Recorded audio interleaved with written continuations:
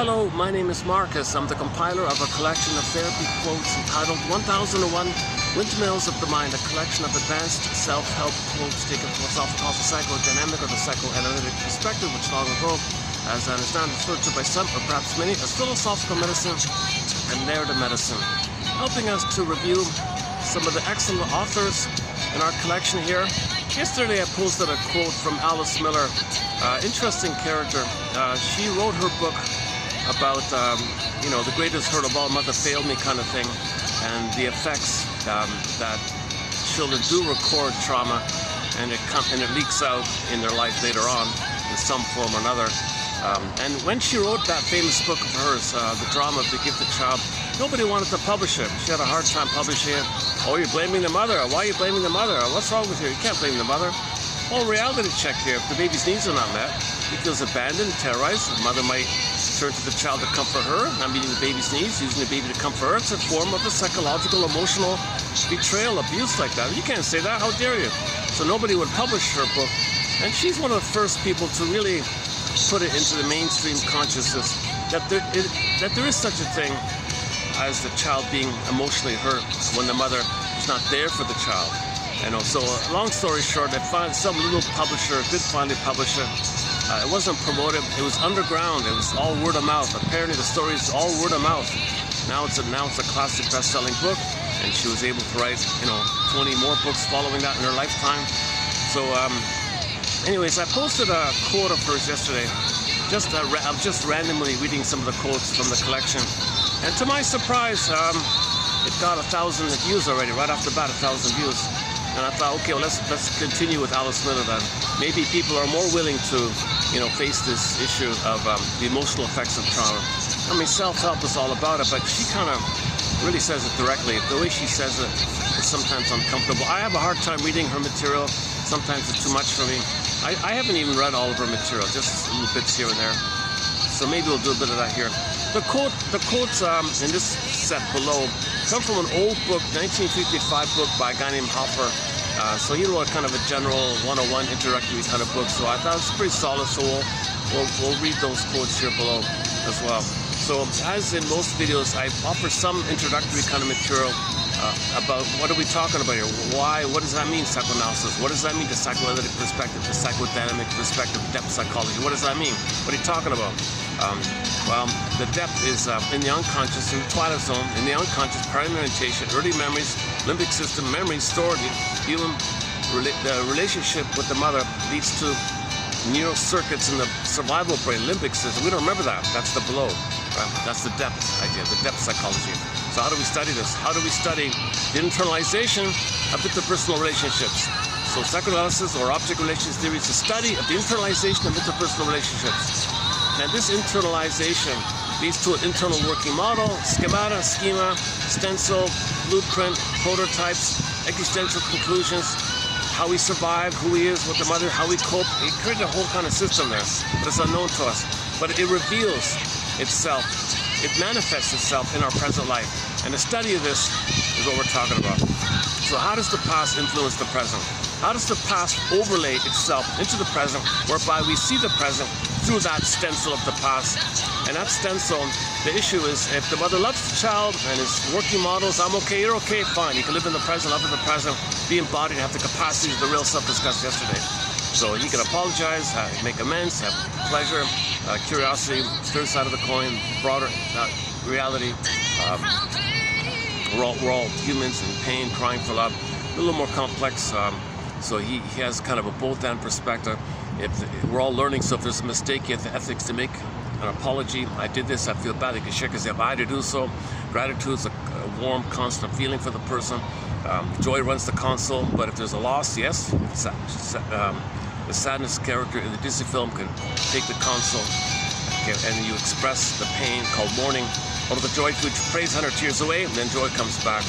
So you have these capacities of the real self, discussed a little bit yesterday in the last video here.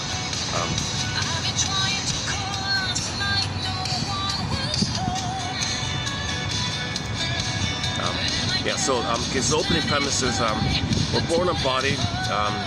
We feel real and alive, called embodiment of soulmate. And this meant to stay with us as we develop. As we grow up, physically grow up, chronologically grow up, cognitively grow up. The feeling realm of feeling real and alive is meant to stay with us and blossom with us and be a part of it. That's the real self, the core self, the ontological sense of self. We live from this place. We live from here. That's the life is there. The regular quote-unquote human side of being human, the proper place of living is from this feminine principle, the feminine element, i.e. the beingness. Okay, we don't want to feel like the stuffed rabbit, who am I kind of idea. So in trauma, the pin goes in our collar, emotional body goes flat affect, ancient Greece, aphimolexia, no feelings through words. Today now people say alexithymia, no words for your feelings. But we live to the extent that we have this I and the feelings, the gold, the ball, the blue jay, the radiance, the embodiment, it's all like that. So a civilization of this quality, invisible, symbol, since it's called a feminine, and feminine beingness. So based on the idea of the moon and the sun, the moon is the stillness, and then the sun is kind of like bright, so they would say feminine or masculine. They're just describing qualities, right? So the feminine principle or the feminine element, the masculine principle, the masculine element, just means being and doing. That's it. Being, feeling, the sweet, inexhaustible fullness of being, the amness, the being, that's the feminine principle. And from this beingness, when you come from this beingness, and whatever you do based on the beingness, the doing from the beingness, that's the masculine, the healthy masculine. If they're wounded, if the feminine is wounded, then your doing is distorted like that. And the distortion of your doing is because the wounded is, the feminine is wounded, and that's why your doing is distorted. And distorted doing is a response to the wounded feminine. All right, so the distorted doing is kind of scrambling around. My feminine is wounded. I'm in pain, I'm crying. So symbolic acting out, treating others the way you were treated, trying to communicate what happened, doing to others what your mother did to you, to communicate what your mother did to you. Talionic feeling, trying to get your story, repeat to get your story. Symbolic acting out, hoping for a better past, trying to communicate what happened, that you don't have your feeling, you want to feel. Okay, so the issue is this pin is in the collar, and hold on a second. As usual, there'll be a few. I had several interruptions getting started today. Today's Friday. Yeah, it's Friday. Got a bunch of kids just in front of me. Let's wait a minute here. Hopefully they're gonna just pass by here.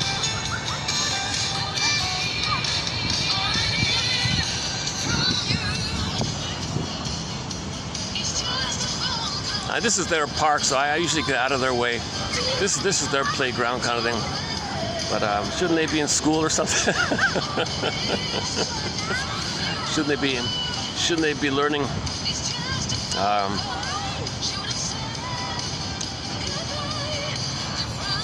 Are they playing hooky or something?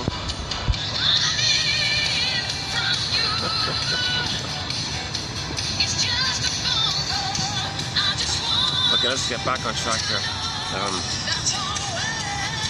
Okay, so we start off with the beingness called the budding beauty, the emerging self, also known as the emerging self, the core self, the real self, the ontological self, the existential self, the feeling self.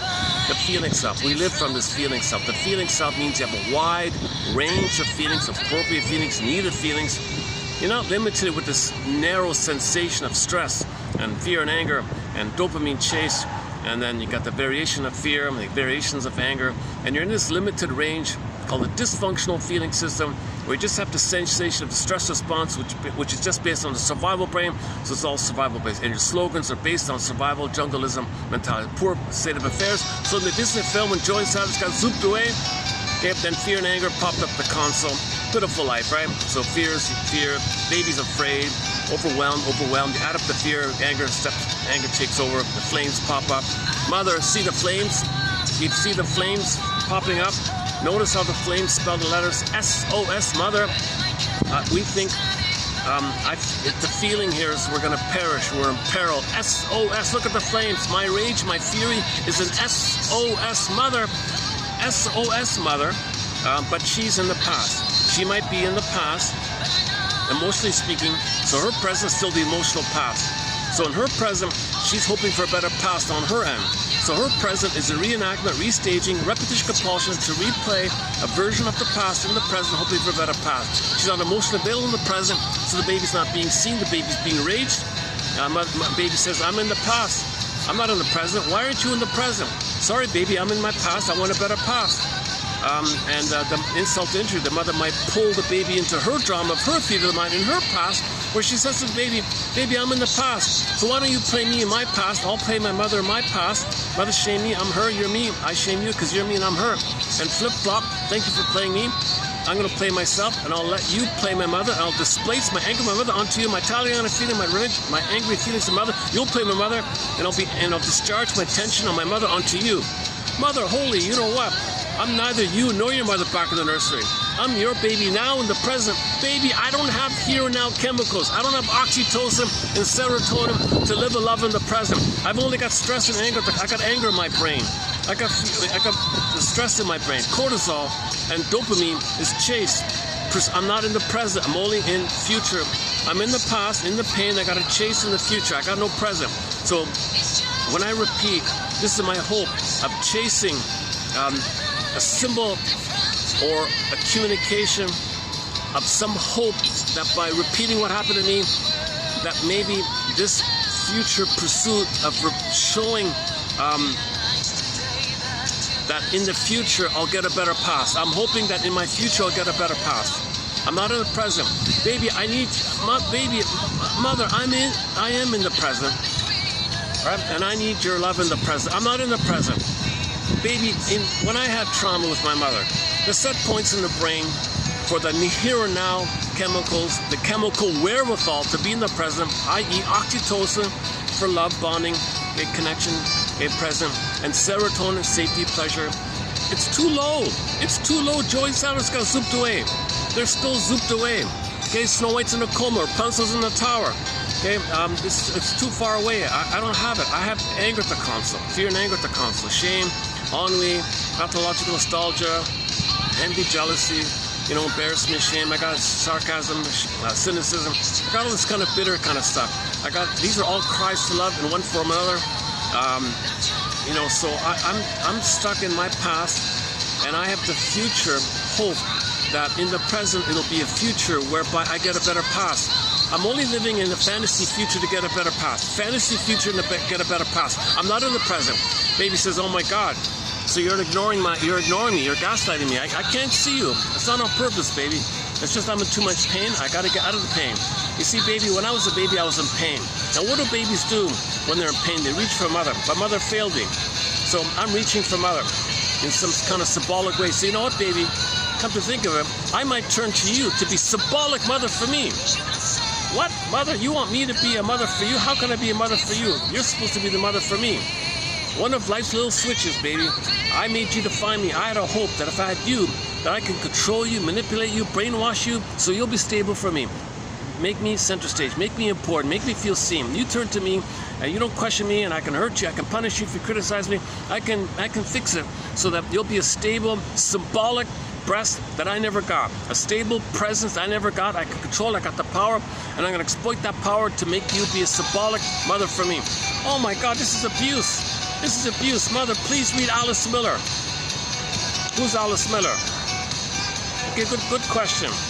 Let's go to the collection 1001. Let's go here. So let's go to the collection 1001 Windmills of the Mind, and let's pick up on Alice Miller a little bit, because I very rarely talk about her, to tell you the truth. I only have a sprinkling of quotes we posted from a few years ago, and her name hasn't come up like in 5 years basically, except yesterday. And it's funny, and then I got all of the views from that video. And maybe there's something controversial. Maybe her name's a trigger name. Maybe that name triggered all the bots and the algorithms and the AI being. Maybe something happened with that name. But what's the big deal? It's old news. Back in the 70s or 80s, like that. So I'm kind of confused what it is about Alice Miller that set the computers freaking out. I don't know if people are seeing the video, but then the count got pretty high all of a sudden. So let's experiment with Alice Miller here. So let's okay. Thank you very much to the band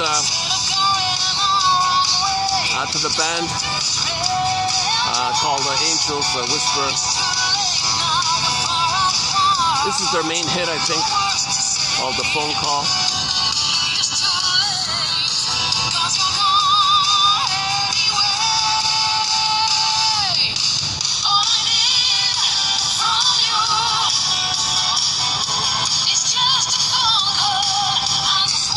This is from the music video. Yeah, they're an indie band, so I'm able to play it. Yeah, they're sort of. I talked about them yesterday. They seem to be a bunch of retired musicians, expats living in Luxembourg, I think, and they're kind of retired, kind of older kind of characters. They look like they're having fun in their retirement years. They're not making money. So they put out an album a couple of years ago. I just discovered them the other day. So I want to play 2 of their songs. This one here, The Phone Call. Another one of theirs. I forgot that. Later on, I want to play another one of their songs. Later on. So let's dig up this Alice Miller quote here. Hang on a sec.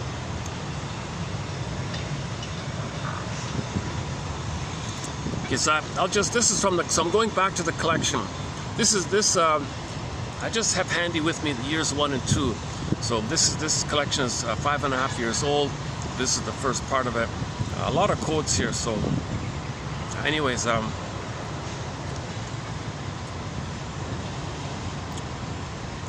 okay. So she says here, the ability to grieve. That is to give up the illusion of one's happy childhood. So we don't want to believe that, right? We have a hard time believing the truth. The greatest hurt of all mother failed me. Babies need to believe their mothers, even if it's an illusion that she was wonderful for their survival. They got to feel safe. They make it up. They don't want to face the truth. You only heal when you admit the truth. The truth will upset you free. The truth is, at birth, from the baby's perception, at birth, the good mother dies, like the fairy tale says, and poof, the mother's a wicked queen from the baby's perception. The memory of the good mother being wonderful in the uterus, okay, that's a separate image, called like a goddess kind of thing, perfect, beautiful goddess. And then at birth, there's birth trauma, prenatal trauma, distress syndrome. Oh my God, the cord's removed, placenta's removed. What the hell, mother? Where are you? Why'd you remove the cord? It's still pulsating, still alive. More skin to skin. What are you washing me up for? Where's the hormones? Your body produces hormones for me to connect. Now we're not connecting. Now the bond is broken. I'm scared. Fear, tension, shame builds up to anger. He projects his anger onto the mother, thinks the mother's angry. Baby wants to kind of absorb and receive, thinks the mother wants to gobble him up. This image that he creates of his mother, he internalizes in the mind, and now has like a monster of the id. An id monster, some kind of scary entity called the inner critic. It's mainly his anger in response to the mother. It's a condensation dream world idea, Alice in Wonderland idea, where he takes all these elements of his need, his rage, the mother. The mother has a monster of the id. He picks it up. The breast, maybe 2 nipples. He puts little things together. Mother's eyes, 2, 1. And the minotaur usually it's like half and half human, half undeveloped. So the baby doesn't feel. Mother was developed. He can't develop. This idea of the chimera kind of thing. So the fairy tale would have like some kind of half and half because the development wasn't there. He couldn't develop. So he's undeveloped, but he's potentially to develop. So he's not fully developed, like emotionally speaking. So this idea. So anyways, you end up with the minotaur, cyclops, some kind of monster, but it's not real. It's mainly just a code. It's a fantasy. It's a fantastical image you created, the pre-realistic mind that's sizzled up, that's created.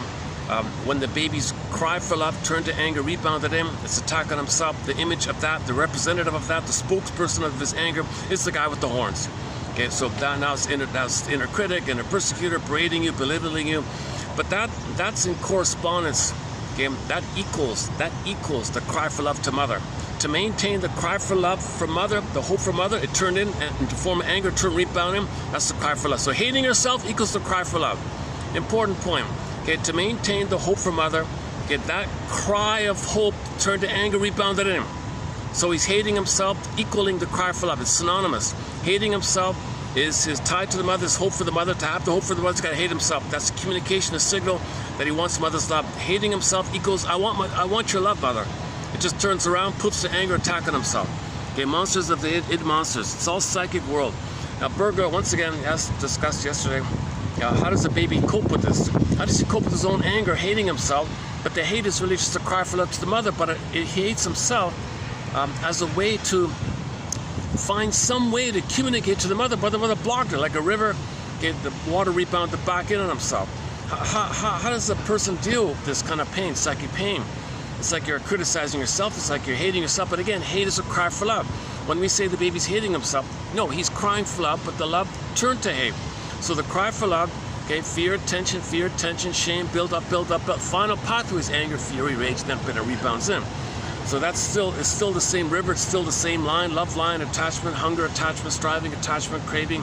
It's still the one line. It just when you add those elements, okay, it turns into that form. But the underpinning is still the cry for love. The underpinning is the cry for love, but it's just disguised because the signals accumulated, and the final signal upon the fear, shame, okay, stress, tension, the final signal was the anger. That's the best chance the baby has to get mother's attention, to get her. What else can the baby do? So mother blocks her, it goes in on himself. But he's still crying for love, but he's attacking himself, crying for love, attacking himself, crying for love. It's still like a timeless, infinite, no time, timelessness, eternal, forever loop like that. That brain doesn't know time, limbic system doesn't know time, the pain's timeless, the need is timeless. So it's just always going in like this. Now, Janoff quoted somebody, maybe one metaphor for the limbic system is the capacitor, storing all this electricity, like electrical shock. It's kind of the body's holding it. The body's storing all this, and it's holding it like that, and it leaks out, that kind of thing. So this is too much. It's the overload. It leaks out. So baby's got to deal with this leakage out. So the leakage out is the hope to search for a symbol of mother, and maybe the symbol of mother could be mother, and that's your hope mode. So Berger, okay, maybe better. Let's just stick with one of our mentors, Edmund Berger. So when the anger turns in on himself, this is too much pain. So the baby's Berger says the baby's a kind of a genius. He's got to maintain the hope by hating himself. He's a genius. He figured out a way to figure this out. He pleasurized the pain. He liberalized the pain. He sugarcoated the pain, sugarized the pain by the hope mode. So the major crime, he'll confess to the lesser crime of hope, chase being dysfunctional. But the dysfunction is the hope in the chase for a symbol of mother, repetition, compulsion, hope for a better past, hope that a symbol of mother can be mother to past, hope that in the identification of the aggressor mode, in your talionic mode, you treat others badly the way your mother treated badly. They get a magic gesture, mother will correct her ways, magical time machine. You got all these kind of hope modes called oral fixations, repetition, compulsion, dysfunctional living. Give the all hope for a better childhood past. But in the meantime, you have this hope. That's the dopamine. So back to the mother, so back to that conversation. Baby, when I was traumatized, the set points in my brain, stress, cortisol too high. The here and now chemicals to love you, too low. I can't love you because I got too much stress. I'm in fear, it's jungle. I'm in survival mode. I'm not in the present. I'm in survival mode. And I'm in pain. I gotta find mother. I gotta chase for mother. Baby, I'm a fugitive from my mother. I'm looking for mother, but I'm running away from her. I'm a love fugitive from the love that I'm seeking, baby. I'm not in the present for you. In fact, I'm using you as part of my drama. I'm not seeing you like this. So Alice Miller said, what does the baby do in this situation? So back to on the baby side. So his anger said, mother, please change, please realize the reality. Mother says, I can't, I'm sorry. I don't have the chemical wherewithal to be in the present. I'm in the past. I like this. I got to repeat my past. I got to redo my past, reenact my past, hoping for a better past. So I might use you as a symbol of mother, hoping that you'll be my real mother in the past. I know it's nonsense. I've got a compulsion to cry for mother's love. All life force is object seeking. The mother thinks she's in survival mode. Mother's a monster. Got to cry for a real mother so he can calm down and have the ability to live in love and have his feeling golden ball play. Baby, I don't have my golden ball and the blue jay and the identity to love you. So baby's angered all this, turns in on himself. So now on the baby's end. So he's hating himself as the cry for love, but mother's soul blind. Once again, mother is soul blind. She's soul blind. So baby's hating himself as a cry for love. Meanwhile, the mother's soul blind, gaslighting the baby, not there for the baby, emotional dyslexia, emotional impairment, and so on. So the baby's hating himself. Okay, as the cry for love, it's a futile thing, but he's gotta still try. He can't give up. He's gotta try. So Berger says he's a genius. Talk about the drama of the gifted baby. The baby's a little genius or something. He knows that in his brain, dopamine kicks up for the chase. Now, dopamine is the chemistry of more, pursuit, go. So when the baby's in pain, he's gonna look for mother. Now he thinks, I can't find mother, but I'll fool myself to think that some kind of symbol, I won't let myself know that it's only a symbol. So the id says to the ego, hey ego, give me some cover, cover me. Don't let the person know that the symbol, don't let him realize that it's only a cookie. Make him think it's mother. He's got to believe the cookie's mother, the food is mother, the wine is mother, the money's mother. Don't cover. Come on, Cortex. Use your degrees, use your school knowledge, use your book knowledge, use handy slogans, make up something, believe something, create a belief, create an excuse, use some handy thing, use any device you want, I don't care. Provide cover, cover me. We got to protect the baby to preserve the hope that the cookie is mother. Don't let him know that it's only a cookie. Emotionally, psychologically, from the unconscious Alice in Wonderland world, the cookie's mother. He's going to search for the cookie.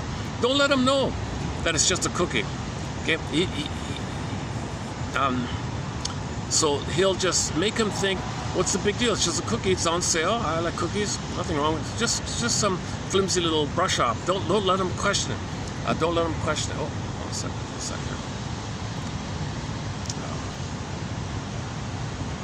Some people just sitting. Oh, jeez, I might have to change my setup here. Yeah, Fridays, Saturdays are always the busiest kind of time here. Let's get the song back. Can I get the song back up here? Okay, give me a second.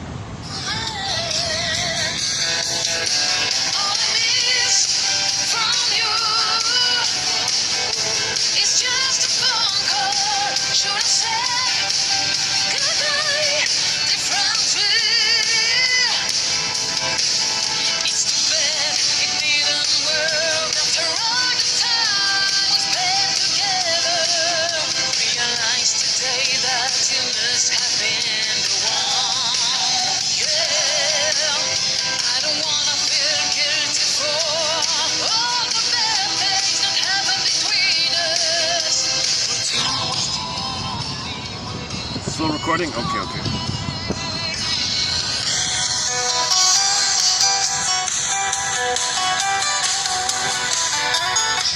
Yeah, I'm just gonna have to stay here then.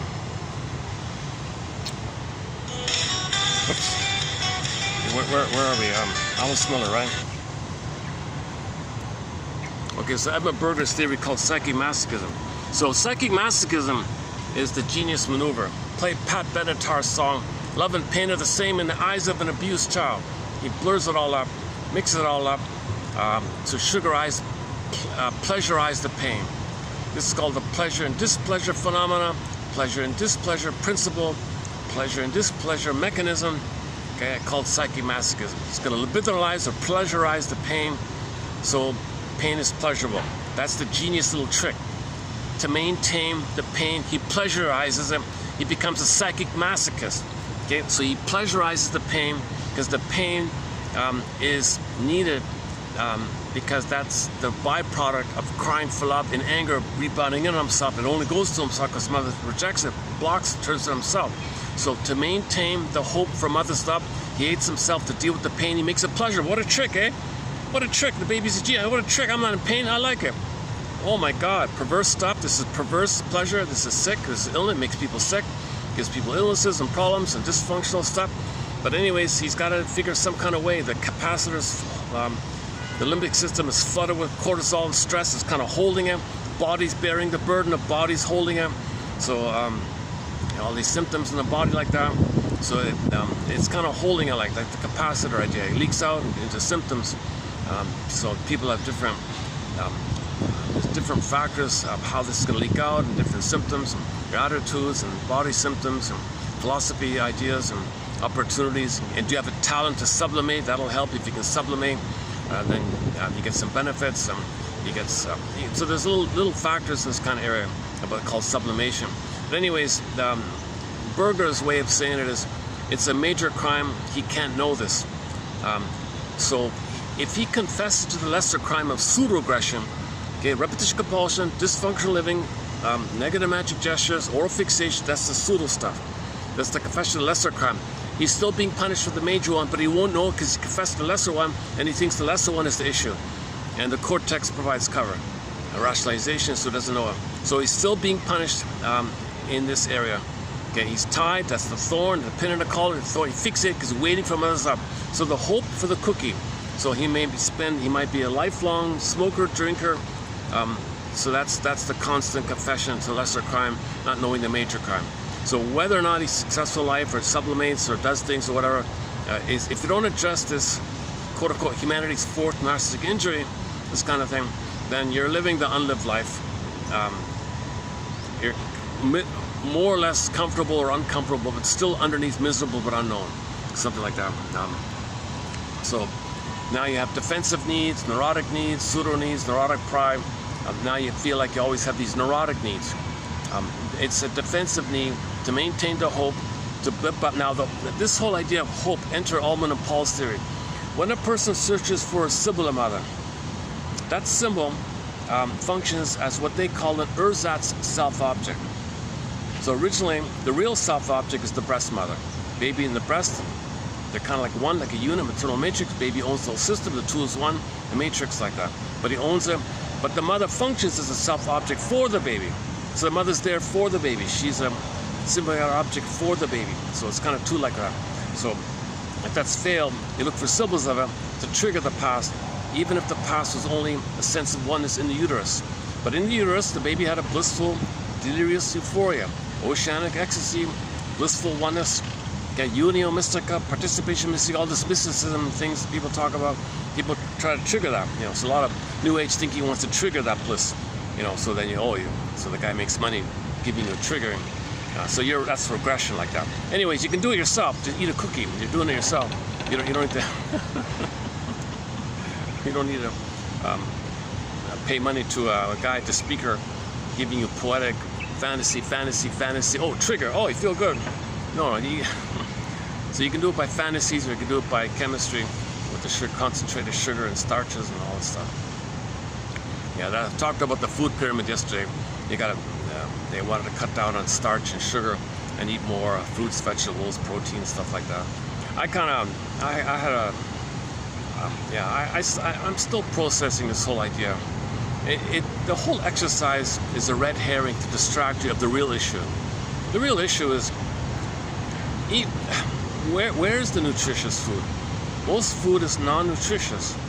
There's a manic pursuit to destroy the nutrition on the soil and the food and the fish and why? So that's not being addressed. Well, we do outwardly to know the inner. The baby wasn't love nourished, so the baby was deprived of nourishment. So the planet has nourishment. We deprive it to communicate that we were deprived. If the baby's love deprived, identify with the aggressor, do to the planet what was done to him, and then so we don't even know this. So we're just blindly doing it, compulsion to repeat. So we don't remember what happens, so we create it sociologically, outwardly, as a reflection of the template. We got a blueprint, we follow the blueprint, but we don't know the blueprint. So we do it outwardly, and then you got to make the inference of the blueprint by your behavior on the outer. The sociological is a reflection of the inner state. And that's the whole psychoanalytic journey like that, to make this as above, so below. So we have 54 examples of this as above, so below, so far. A couple of days ago, we posted the most recent one called the 54th one. So each one takes a good hour to run through. So it would take me 54 hours to run through those symptoms. Oh, my goodness, it's a lot of. That's the only time I talk about sociological outer events, because the outer is a reflection of the inner. We're talking about the inner. How do you know the inner? Well, study the outer. It's a reflection of the inner. So we talked recently about the cheerleader idea, to be seen and all that.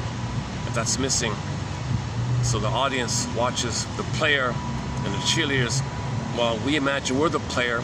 We do something, and cheerleaders say, "I see you. How great you are." Well, that might be a reflection that we didn't get mother's cheerleading spirit when we were a little junior toddler trying to figure things out. Mother said, "Don't touch that, don't do that, stop that." And she didn't protect our delight and our wonderment, our curiosity. That's our identity. So it's missing. When something's missing, you create it symbolically, outwardly, as a reflection to know it's missing. Right? So you watch the football game. The guy throws the pass. Hooray, hooray. The guy catches it. Hooray, hooray. So we imagine we're the quarterback. We imagine we're the receiver. And then we imagine approval, like this great approval. So we kind of vicariously fantasize, gee, I didn't get that. I wanted that. I didn't get that. I'm drawn to this to know that I didn't get that. So the person didn't get that in the nursery. Mother's not around, busy working, 3 jobs, angry mood, bitter mood, fighting with the husband. And the baby's saying, hey mother, look what I found. Oh, I'm busy, leave me alone. She wasn't the cheerleader. Mother's supposed to say, hey, look at you, look at that, look what you found, that's great, that's awesome. Oh, you found that, look at you, you did that, you found that, great. And again, if there's a danger issue, she just distracts them. Take it to the sink or take it to the carpet or something. So we talked about that already. Go to Paul C. Hollinger's book, What Babies Say Before They Can Talk. It's all spelled out. The excellent little self-help book. A simple, super clear self-help book. He really tried to make it as clear as possible, as easy as possible. That's his one main book in his life. So he spent 80 years, and that's his sort of main kind of contribution, I think. His follow-up book is sort of too big, I think, but he recently put out a follow-up book. It's too big. It's too. I'm not sure what he was trying to do with that one. Yeah, he was making things too simple. He went overboard with keeping things too simple. So just stick with that first book of his, What Babies Say Before They Can Talk. Another recommended book is Ann Teachworth's book, Why We Pick the Mates We Do. And then we got a lot of other books as well. So okay, we're going okay here. All right. Okay.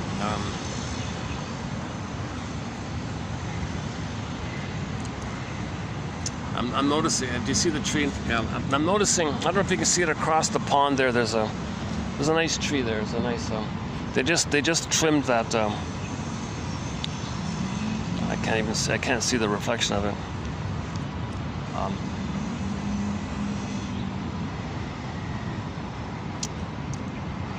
Okay, it's going to be in between the orange lifesaver and that white sign, that box, that white box, and the orange lifesaver, life preserver. Sorry, there's a tree in the middle. A nice aesthetic kind of thing. I'm just giving myself a break here. I need a stray cat. I need some stray cats. If I need a break, I can just turn to the stray cat or something. Where are you, stray cats? There used to be a lot of stray cats here. Now I don't see them.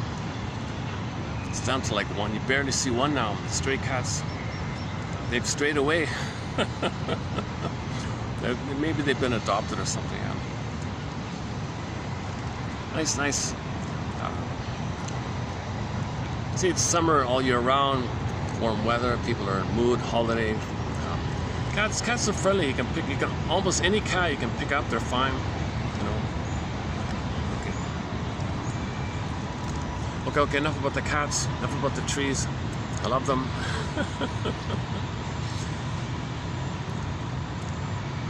So back to Edmund Berger. So baby reaches for love. Mother blocks it. Scared, tension, fear, build up, shame. Shame is in there as well. Thinks it's defective, thinks did something wrong, but feels guilt now, guilt, pain, shame, psychic pain, guilt, tension, fear, build up. Okay, tension, build up, final pathway, anger, fury, rage. Mother doesn't get it, turns in. That's the cry for love, but it turns him. He's crying for love to himself as if it's the mother. He's got to go somewhere. His cry for love's got to go somewhere. Mother's not around, turns to himself. So that sad stuff. It's got to go somewhere. Where else is it going to go? I don't know. He's just screaming openly. But I don't know where's it gonna go. Maybe it's open like that, but somehow at some point it turns in. At some point it turns in. No one can. Only mother can provide that. Only mother can, provide the nursing, and provide the safety, the sweetness, the soothing, the tenderness, the softness, the blissful oneness of the nursing. The self-objects, the breast. Only the mother has the breast, right? He screams all he wants. It's not gonna work. Not really gonna work.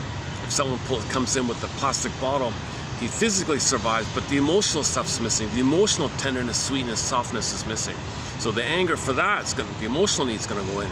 So it ends up turning in on himself as a cry. I want real love, mother. I don't just want, yes, thank you for keeping me physically alive, but I want to be emotionally alive. I want to have my golden ball. I want to love and live and have pleasure in life.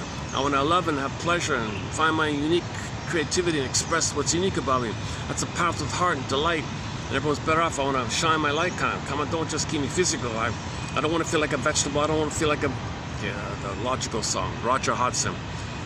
talked about. You go to yesterday's one about the Roger Hodgson song called, better yet, just look up the logical song by Roger Hodgson about the vegetable idea.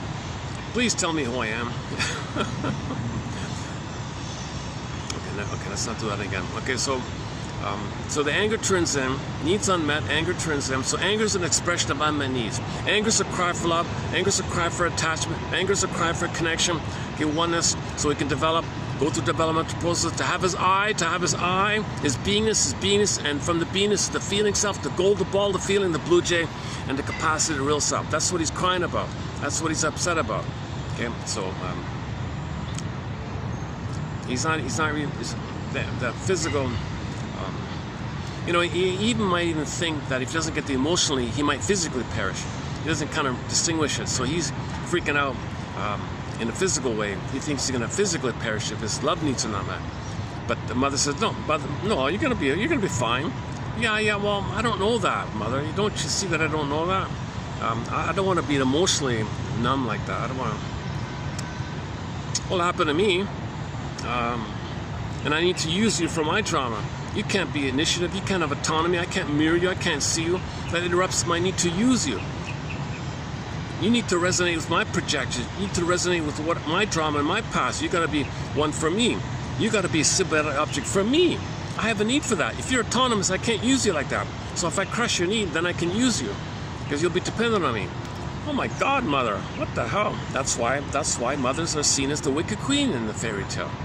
The mother's not that, but from the baby's perception, in his mind, it's an either or, goddess and demon like that. The wicked queen can take an infinite number of forms. Not only the wicked queen, it could be the guy with the horns, howling man, Beelzebub, Harry man, Satan, devil, all that stuff. Just some entity that's enraged, wants to gobble you up, destructive like that. So that's the baby's desperation, enraged. Mother, please be stable. Let me nurse. Let me feel safe. Enraged. So he might have fantasies to control the breast, devour the breast, because the oral rage, it kind of has the fantasy. It wants to gobble up the breast, take it in, so it can control it. Baby might have the fantasy if it can control the breast. Mother's not around. It's like kind of like so somebody had a poem about this, about the bird. They wanted to catch the bird and control the bird, eat the like the hunter guy. How did it go again? Oh boy, I forgot it. There's a famous poem where somebody wanted to, the bird was elusive, and he thought, that's the breast, you're elusive. Come on, bird, stay still. I want to gobble you. I want to control you. I want to have you. I want to have it, and I want to have you inside, and so I can control you and be a stable breast. So he was fascinated with birds for this psychological reason. That's not the only reason people love birds, obviously, but I forgot the poem. Burglar's colleague, Burglar wrote the foreword to that guy's book, Arthur Viermherd or something like that.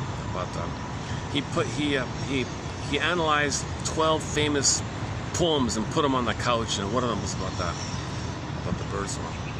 I haven't really looked into that one too much. So this guy's theory was the bird. For that poet guy, the bird was symbol for the elusive breast. She was trying to catch it all the time.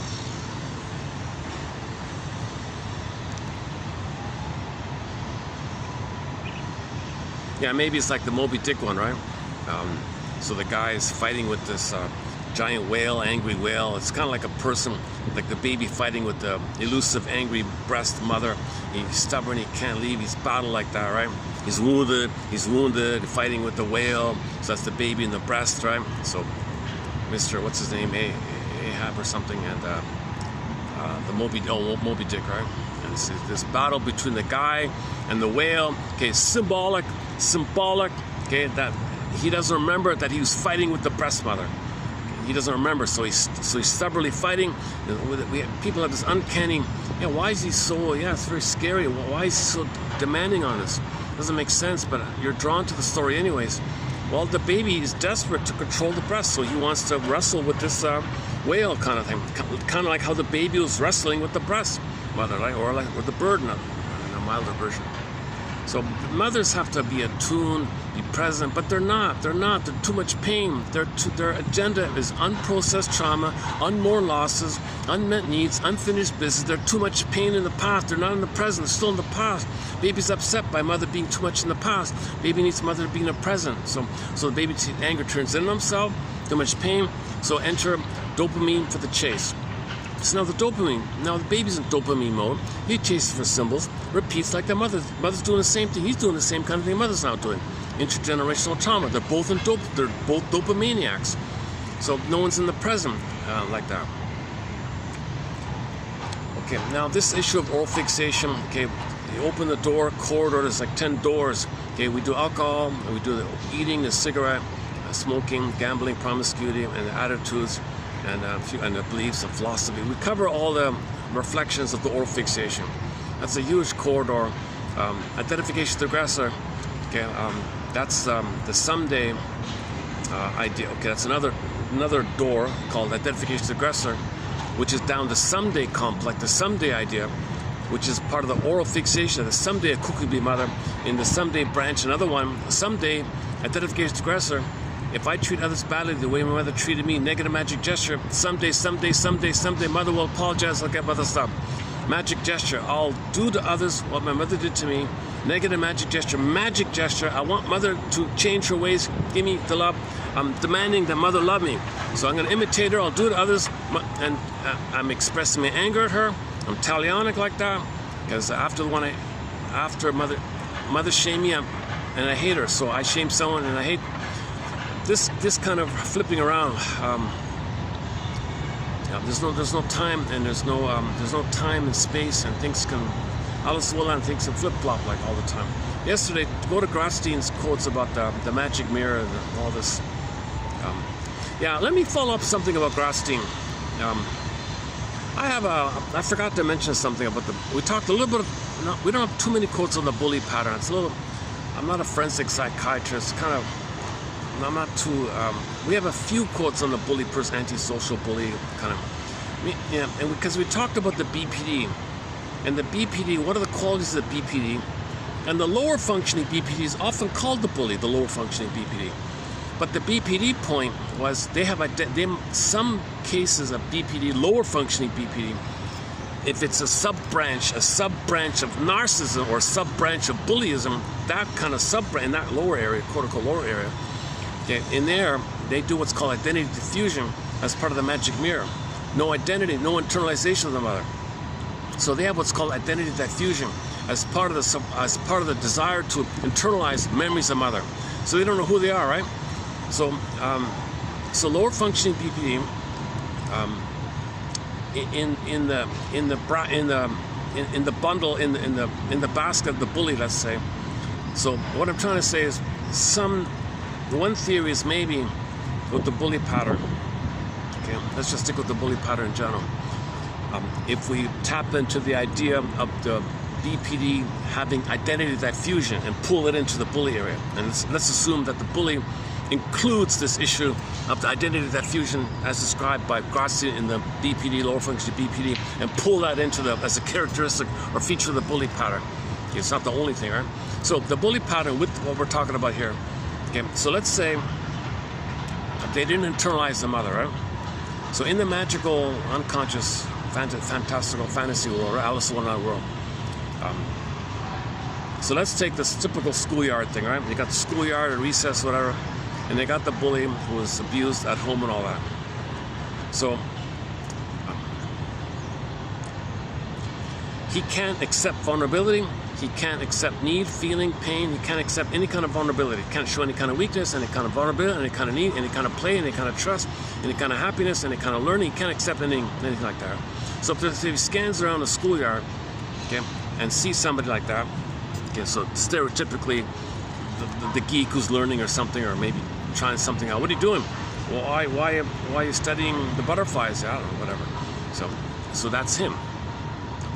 He will think that that's him. That he is that kid, right? And then the kid is the mother rejecting him, right? So he's angry at what mother did.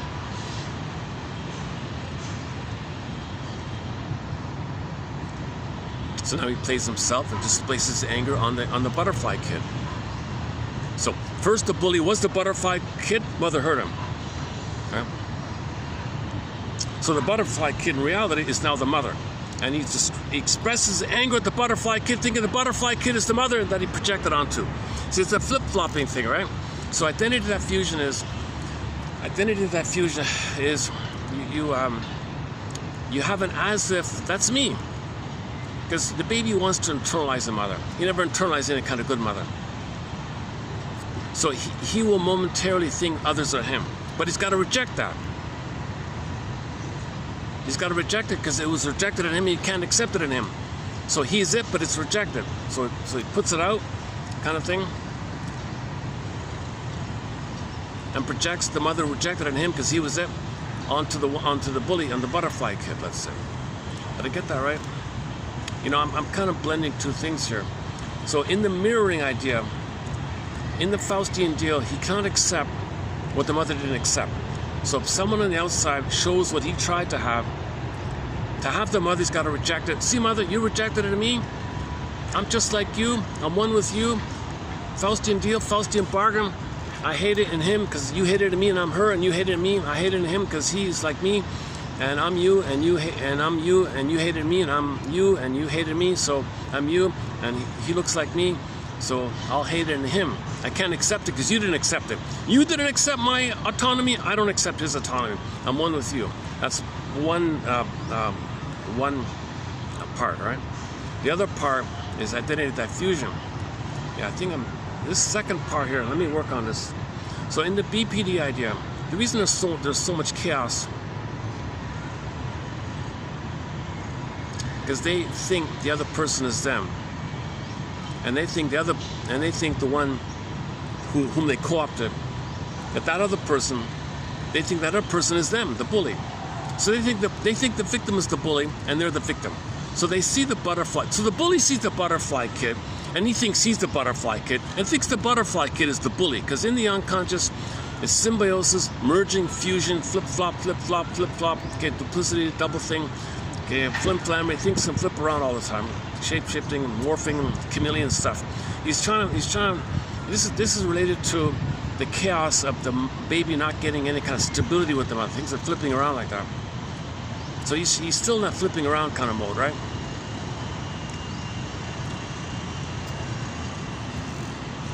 Okay, so if he thinks the butterfly kid is the hurtful one, because the bully identified with the aggressor and is the mother, the bully, right? So thinks the butterfly kid. And he wants to be the butterfly boy. But he's got to reject that at the same time. So he thinks the butterfly boy, who's the bully, him as the bully, hurt him. Now he flips it around. Oh, you're so terrible. I can't accept you.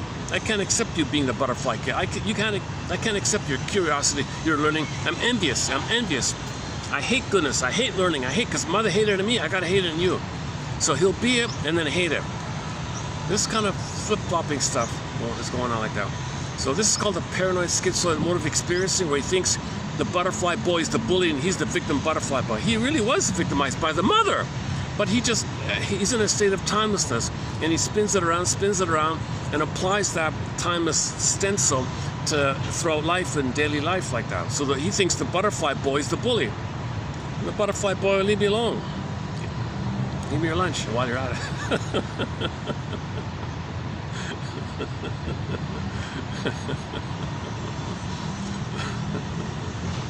Okay. I don't know why I'm laughing. While you're at it. Give me your lunch while you're at it. While I'm paranoid of you, give me your lunch while. Because give me your lunch, that's food, that's mother. Oh, yeah, butterfly boy got food from the mother. Give me that. I want it. Your mother gave you that? I wanted that. I wanted what your mother gave you, because mother never gave it to you. Mother gave you food? I want that. So he still wants what the butterfly kid got. He's jealous, he's envious, so he wants to grab it. If he can't grab it, he'll wreck it.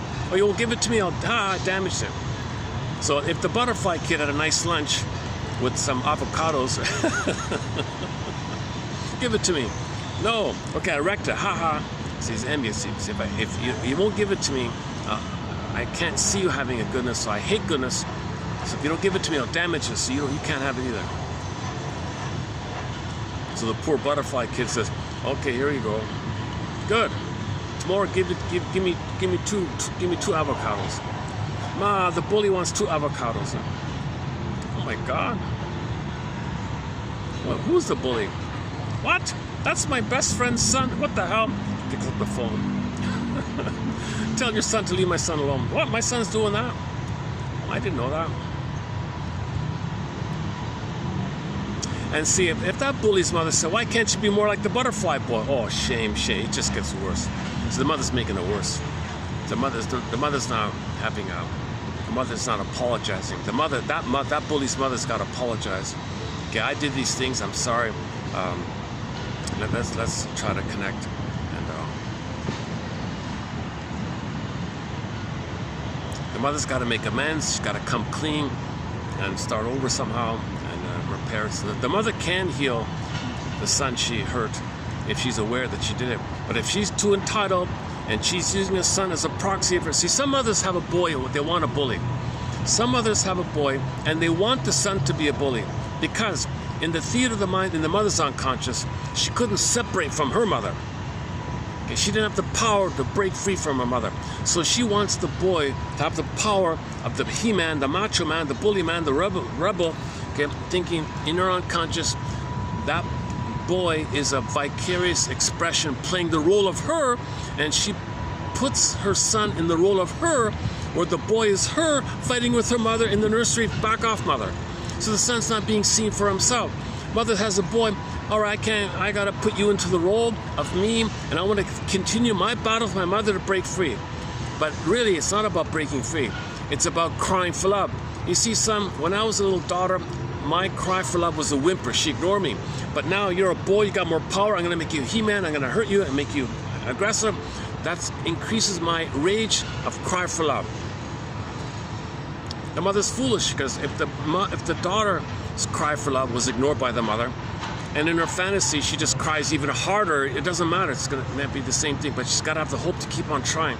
So in other words, this is Lucy Holmes' theory about why some mothers, when they have a boy, turn him into a belligerent, violent He-Man, because she thinks it's a proxy of her still fighting with the mother, crying for love for the mother. So the bully is in society going around thinking the world, okay, is his grandmother. Look, grandmother, give my mother love, okay? So he's angry at the world. Look, unconsciously, so again, the cortex provide cover. The id says to the ego, give me cover, give me cover, give me cover, don't let me know this. But unconsciously, there he is, okay, the bully going around says, the world, all right, grandmother, look, you didn't give my mother love. My mother wants me to continue her fight on her behalf to make you change your ways to give her the love. She failed, she made me to continue to fight. Come on, grandmother, come on, world, come on, give my mother love. So he's unknowingly fighting with his grandmother, his mother's mother. The mother says to the son, I want to continue my timeless fight, my cry, which is a cry for love. So his anger in the world is a cry for his mother's love. So the bully's going around saying, my mother wants love. And he's angry like that. He's angry. My mother wants love. My mother wants love. He doesn't know who he is anymore. He's playing a role for his mother. So if the mother casts her kid into some kind of role on her end, he's not being seen, not being mirrored, doesn't have identity. Of course he'll be angry.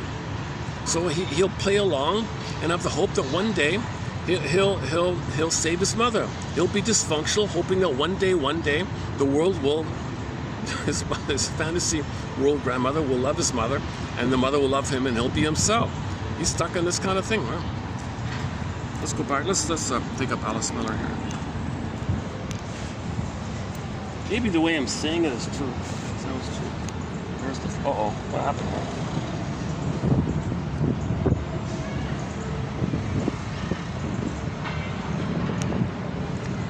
I gotta find a way to say this more professionally, more reasonably, more scientifically. Yeah, I don't have a PhD.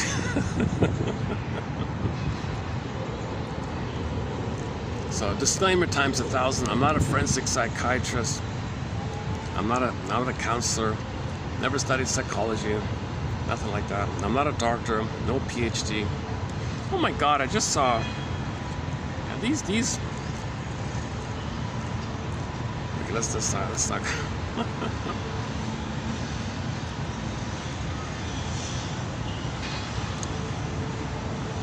See, that's why you don't see analytic. You never see shrinks really being interviewed, right? You'll only see PhD people being interviewed. Trite, vague, erroneous, fluffy, common sense, but they look nice, they talk nice. Oh, I like how he talks, looks so nice, looks so handsome. That's all you want. They just want that kind of comforting, feel better moment or something. No insight, no knowledge, no practical truth. It just distract, give you some fluffy, soft, fluffy kind of thing. And so they'll interview PhDs for that agenda. They won't interview genuine shrinks, analytic shrink. I've never seen in my life an analytic shrink being interviewed or something, right? So, because they...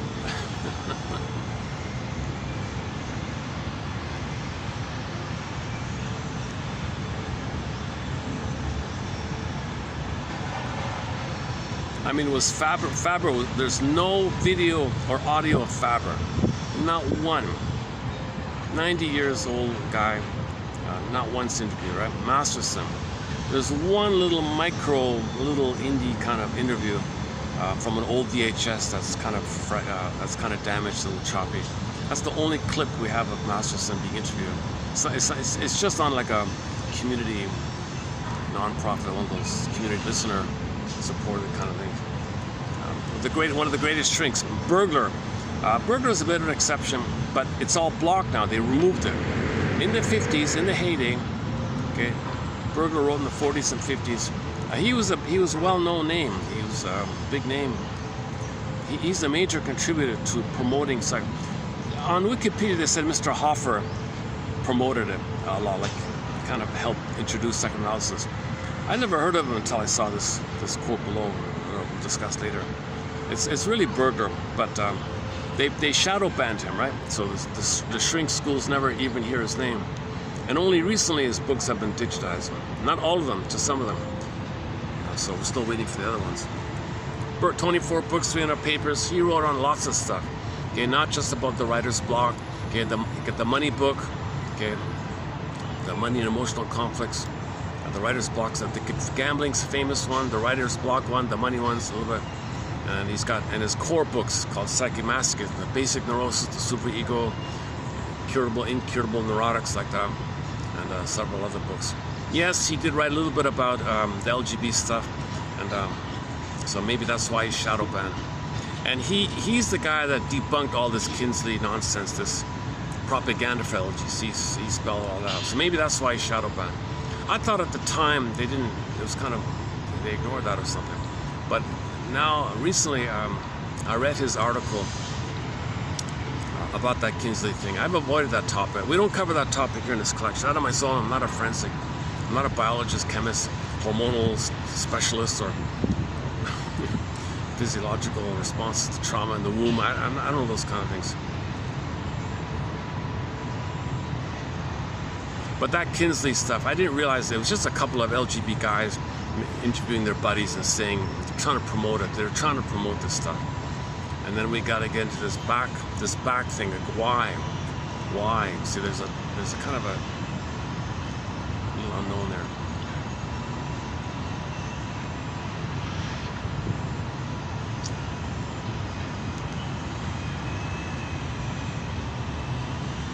So maybe the closest. I've been guessing for the past 5 years. Once in a while, I would try to guess around why is Burglar's book shadow banned. And somebody posted a short video clip on YouTube that when a medical doctor gets tired of playing whack-a-mole people's symptoms, say, well, let's do the talking cure. Let's let them mourn so your symptoms. When you mourn, your body gets better. When you cry it out, your body gets better. So he wants to do the talking cure. He got tired of playing whack-a-mole people's symptoms, right? So if some of these doctors do have that luxury or chance to go to Analytic Institute, the guy was saying his name doesn't even show up. This theory called psychomasochism and this defensive needs, as opposed to mourning your need to mourn the loss of your real needs not being met, the distinction, that's not even addressed. This kind of stuff. Gesture, negative match, gesture, identification, aggressor, all that stuff that Burglar and Frenzy, they don't talk about that stuff.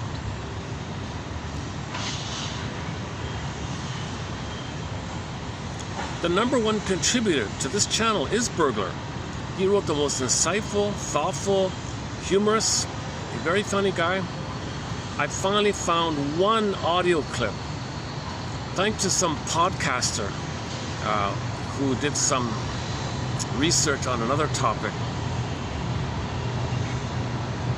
What was the topic? Oh yeah, the topic was whoever's banning Burglar, they went after the guy who was in charge of his estate. Now, yes, he was a questionable character, no doubt about it. So they went after him, pulled away his degree and all that, and shamed him, embarrassed him. And I heard a little in that podcast. I heard a sound clip of him. Yeah, it does sound like how did Burglar? And turns out Burglar didn't know him. There's a third person in the middle that's involved. So there's some kind of third person. We don't know who he is. So there's no way Burglar would have handed his estate to this character. But he handed it through the wife to someone else, and that someone else, maybe something happened. We don't know what's going on. So anyways, they went after this guy who was more or less, despite his numerous faults, was trying to preserve the foundation, the legacy of Burglar. And they crushed him as a continuation of crushing Burglar's legacy. I don't know why. He was the main shrink, long lineup. People have to wait years and years to see him. And finally, a few months ago, that podcaster found the last one and only surviving little audio clip. Some university managed to save a little 50-minute audio clip of him giving a little talk to a lecture hall back in the 50s.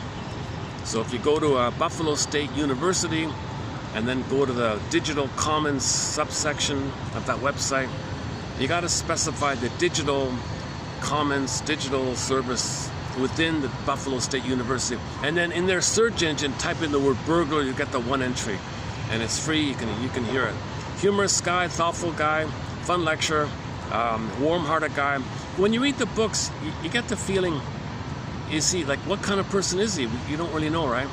It turns out he's a warm, funny guy. He's a nice guy. He's a good guy. He's a smart, fun, good guy, right?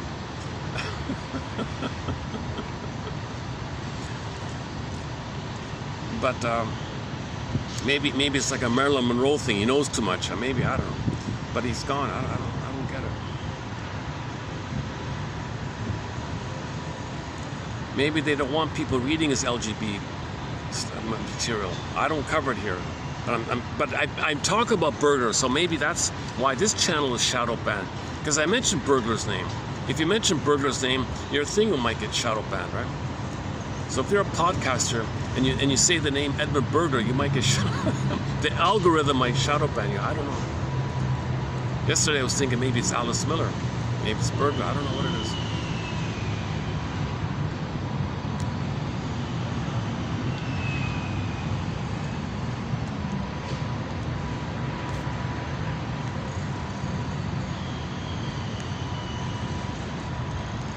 I'm not in the calmest of moods today. I'm feeling a little absent-minded, a little slightly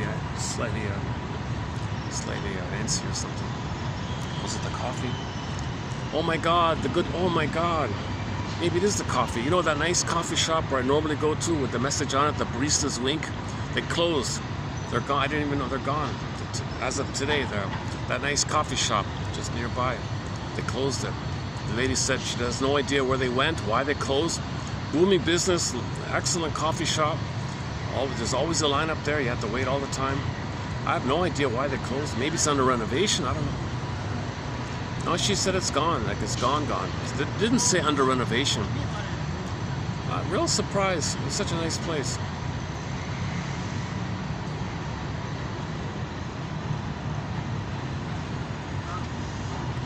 It was slightly awkward because it's sort of in the clothing kind of area, like it's not.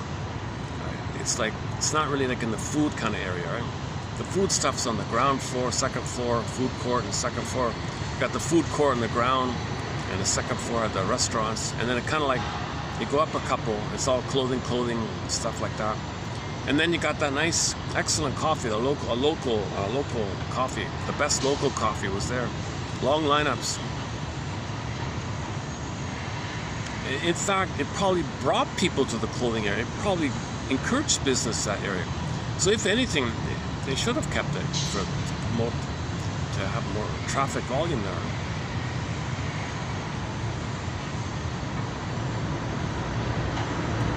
So I went to the backup place, on the food court place. It's also okay. Same price, but half the size. Right? It's half the. So I really miss it. Yeah, maybe.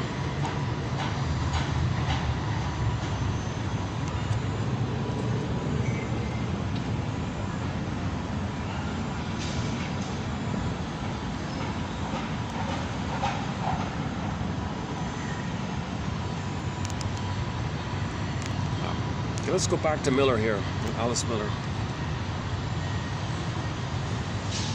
Hang on a sec, let's dig it up here. Hold on. Got it? Okay. The ability to grieve. That is, to give up the illusion of one's happy childhood, to feel and recognize the full extent of the hurt one has endured, can restore one's vitality and creativity. If a person is able to experience the reality that he was never loved as a child for what he was, but was instead needed and exploited. Okay, so what, to play a role, or wasn't seen for his qualities, and that the child had to sacrifice his childhood to please his parent, to comfort them, to play the role for them. So he'll be shaken. That's the moan. Don't feel a moan. He'll be deeply shaken when you realize this. And then he needs to then discover for himself now he's got to go on the hero's journey, the second journey. And convince himself he no longer needs to, bittersweet earn love from his mother, do this dysfunctional stuff. And because what he was doing was always a false thing, it was a defensive thing, it was a fake thing, an illusionary thing. So he got to relinquish the false self. So he's got to get to Shatter Day, the false one. He's got to get to Shatter Day. Twilight Zone episode called Shatter Day. So you got the 7 steps named after days of the week. Someday, Moan Day, Doomsday, Wound Day, Thorn Day, Free Day, Shatter Day. You got to get to the Shatter Day where the false self shatters away. So I won't run through the whole episode, but that's the message here. Alice Miller.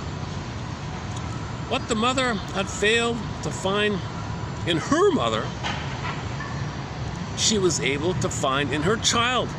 Someone at her disposal who could be an echo and who could be controlled, who was completely centered on her, who would never desert her, and offer her full attention and admiration. If the child's demands became too great, as those of her own mother once did, she was no longer so defenseless. Yeah, now she can fight back with the mother. I was defenseless with my mother, but now I got the power, I control the baby. She could refuse to allow herself to be tyrannized. You're going to tyrannize me, baby? So when the mother was a baby, she felt tyrannized by her mother. If the baby has needs, you're tyrannizing me. No way. Okay. She could bring the child up in such a way that he neither cried nor disturbed her.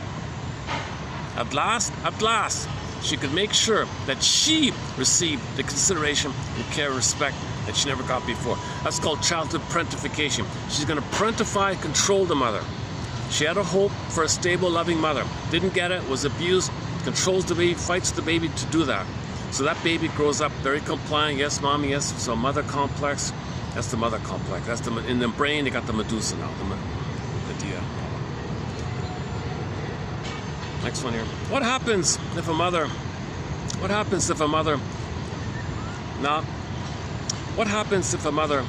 not only is unable to recognize and fulfill her child's needs, but is herself in need of assurance? Quite unconsciously, the mother then tries to assuage her own needs through the child. One of life's little switches. She's trying to get her needs met using the child to meet her needs. She's not meeting the baby's needs. Baby, I made you, so you meet my needs. Okay, that's what we're talking about. Alice Miller's the first public, kind of like openly self-help, public, mainstream public person to put it into the public. The Shrinks had in their little cul-de-sac with the Shrinks. The Shrinks talk about this in their Shrink language like that. And she's the first one to kind of make it mainstream, right? This whole issue. That's why she had to break through that kind of barrier. Right? Quite unconsciously, the mother then tries to assuage her own needs through the child. This does not rule out strong affect. The mother often loves her child passionately, but not in the way he needs to be loved. So smothering, mothering, and controlling mothering, and demanding, clinging mothering. That's not the kind of love the child wants. The reliability, continuity, and constancy that are so important for the child are therefore missing from this exploitative relationship. What is missing above all? What is missing above all is the framework within which the child could experience his feelings and emotions. No framework, no matrix, no maternal matrix, no framework, no holding, no containing, no framework for the child to have his needs and feelings. It wasn't there. Right? Instead, he develops something the mother needs. And although this certainly saves his life by securing the mother's love, at the same time, it may nevertheless prevent him throughout his life from being himself. In such cases, the natural needs appropriate to the child's age cannot be integrated. So they are repressed. Okay, repressed. Dante, tormented souls. All those needs and feelings, repressed, suppressed, tormented souls. So in the baby's unconscious, you got the hell, the Dante, the tormented souls. Those souls, tormented, suffering like that. That's his needs and feelings being repressed. The person will later live in the past without realizing it and continue to react to past dangers as if they were present. Yeah, the timelessness. So this is a timelessness. So this demanding mother is going to be seen onto the world. One way to deal with this is passive aggressiveness. If he can't be overtly, he might rebel against the world, the mother. Okay, the world is symbolic mother. Passively. Passive aggressive. So this could be one way to deal with this. The person might grow up with the passive aggressive personality trait, style, narcissism, or whatever.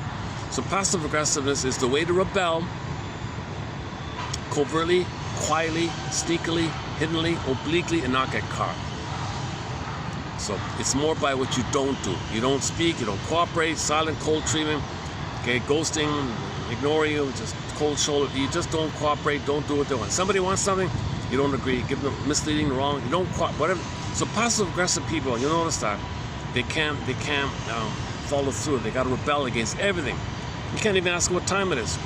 Oh, I don't know. My watch is broken. They won't tell. They can't, because everything is the mother, and they got to say no. They got to find some way to dawdle and make excuses. So enter the door on passive aggressiveness. Got a lot of good material on passive aggressive. And one interesting thing that others haven't discussed on passive aggressiveness is that obscure quote I found. So just quickly on passive aggressiveness.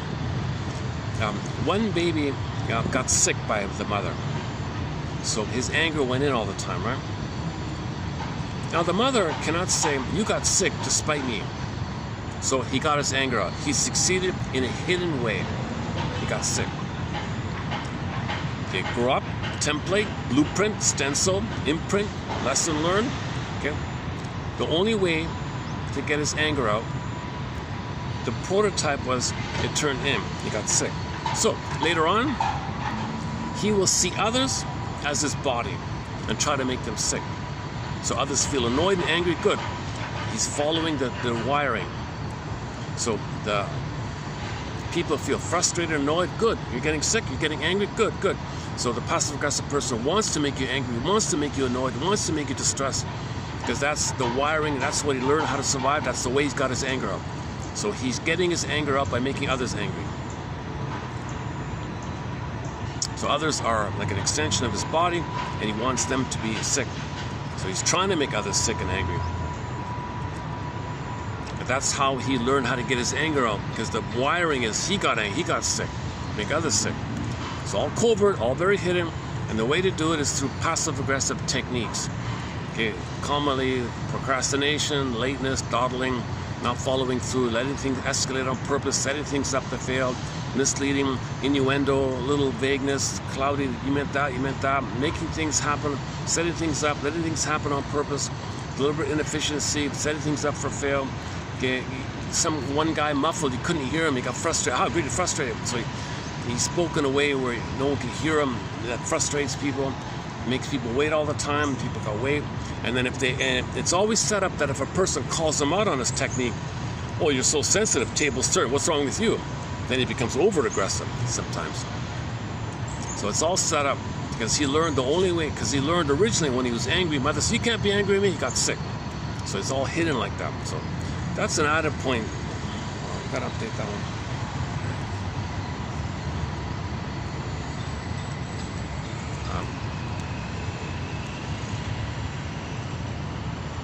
Should we just leave it there? What's this one?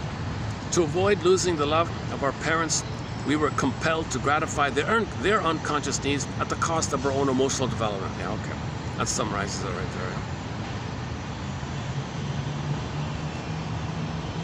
The mother gazes at the baby in her arms, and the baby gazes at her mother's face and finds himself therein, provided that the mother is really looking at the unique, small, helpless being and not projecting her own expectation, fears, and plans for the child. In that case, the child would find not himself in his mother's face, but rather the mother's own projections. This child would remain without a mirror, and for the rest of his life would be seeking this mirror in vain.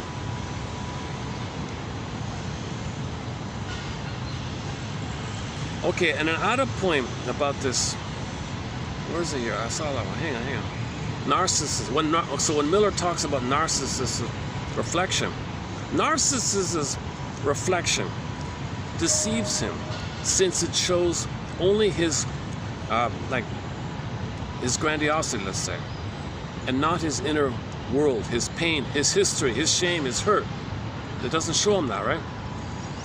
His back view, for instance, and his shadow remain hidden from him. So he never faces his shadow. So narcissist looks into the pool of water, sees the reflection. That's code for the baby's one, grandiose, all him. There's nothing in that myth that tells you about the shame he's feeling. At least with that Dorian one, he saw that awful, the painting, he saw the shadow like that, or Jekyll and Hyde. At least he saw the other side. But the narcissist one, that's her point like that. Let's take a little. Let me play the other song by the band, this new band here. What's the other one called again? Hang on a sec. Give me a second. There's another song of theirs. Oh, is that it? Can't You Hear Me? Is that it? Yeah, Can't You Hear? Oh, here it is. Yeah, Can't You Hear Me? Let me take a little break here. So this is an indie band. Some retired expat musicians in Luxembourg or Liechtenstein, one of those places. I think she's from France. The boyfriend's from Italy. One of them's from Spain. The drummer's from Germany, or the bassist from Sweden. It's a mishmash of people. They're just doing it for fun, but they're pretty good. They're pretty good. So here's another song of theirs called "Can't You Hear Me." This is like 10 years ago. This is not new. Hang on, that's not it. Hold on, that's Deli Rizdick. Hang on.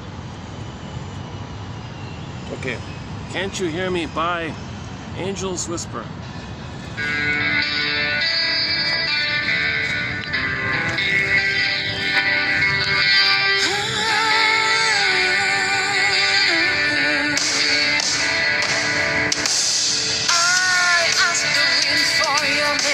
I pray, don't disturb the book.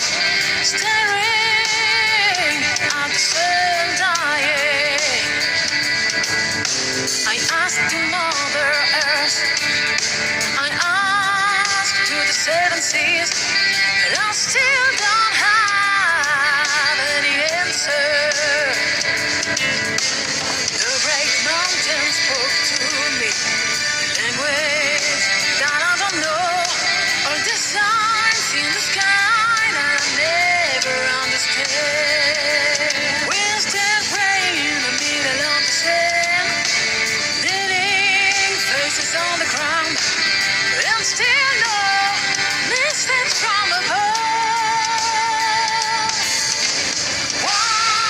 Why can't you hear me?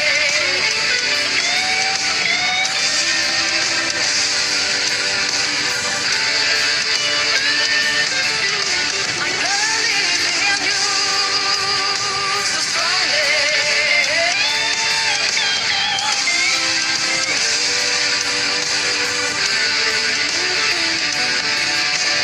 No, deep down I still have hope. So many reasons to believe. The world is full of books talking about you. And many faces of you, glass statues on wooden stones, burning senses were praying in the temples. Why can't you hear me?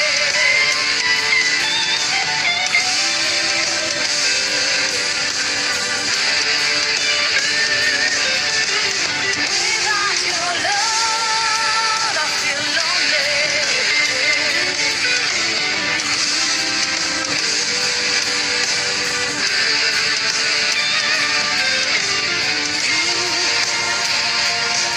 You have so many faces, and you know the world pray for you. You don't leave your people wide, but all they want, it's more than war. I don't care, still love you. If only sometimes you can hear me. Why can't you hear me? I believe in you so strongly.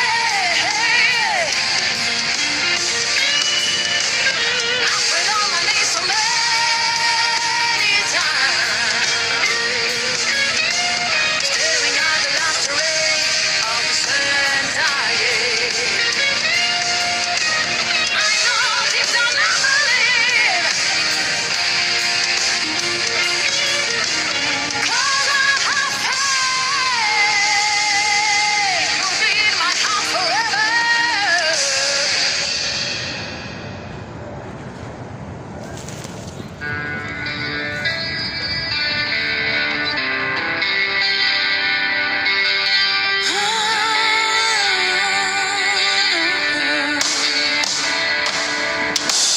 I asked the wind for your name. I prayed on the star above, staring at the sun dying. I asked the Mother Earth. I asked the seven seas. What happened again? Someone took a photo of me. Look at this.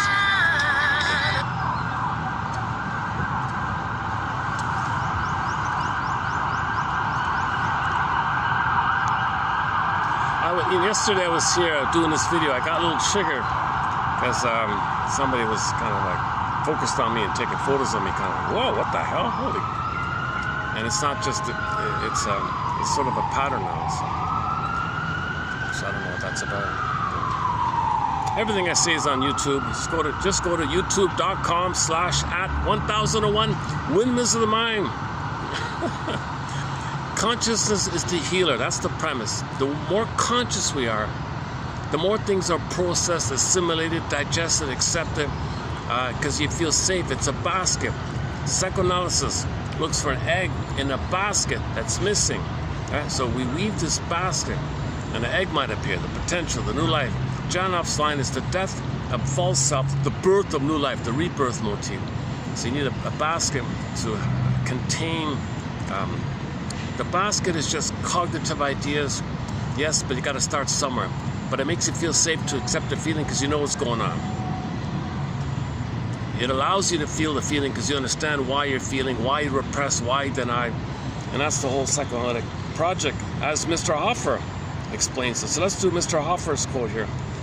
Free association. Okay, so this is just like sort of a general kind of a overview kind of thing. Okay, free association. Say what comes to mind.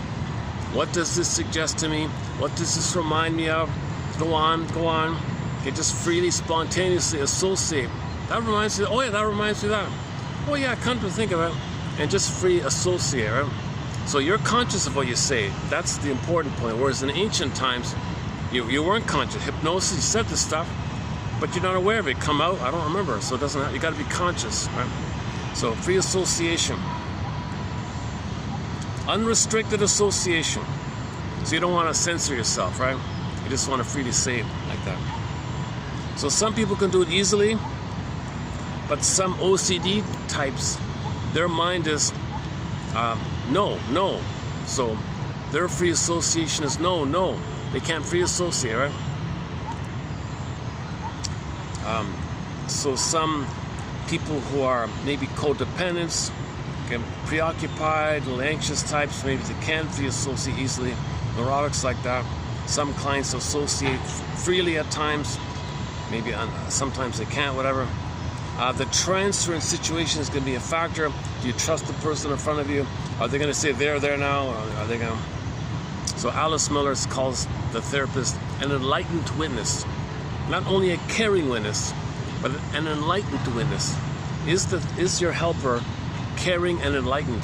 Oh boy. Then you'll free associate. You got to feel safe to do so. The actual transference situation is partly responsible for this, as is partly the individual personality and the person's neurosis. You may expect, typical neurotics to associate freely, unless the transference is too much. But the OCD one, he mentions here the OCD one, the obsessional neurotic, who takes the basic rule, like every rule, much more seriously, sometimes defeats his own ends. His associations have come under the sway of his defense, and instead of betraying his concealed thoughts and feelings, have come to protect him against them. If his mind is defensive, don't feel, don't need, don't feel, and you say free associate, okay, I don't feel, I don't need, I don't feel, I don't know. So you're just reinforcing the defensive thing. You're meant to first from the feeling place, but the feeling place is so exiled, and all he's got is defense. And you say to the OCD one, or the narcissistic one, or the bully one, or any stinger personality, the defense, no. So it doesn't work like that, right? So some people cannot free associate. Telling them to say what comes to mind, defense, no. So it doesn't work, right? So something to keep in mind here. That's why narcissists cannot free associate. Bullies cannot free associate. If a bully or a cynic or a narcissist, it's all cynical, it's dark humor, banter, bitter banter, shaming you, it's all that kind of stuff. That's not free association. That's just an opportunity to engage in schadenfreude, cynicism, bitter banter, this kind of stuff. Sarcasm is not free association.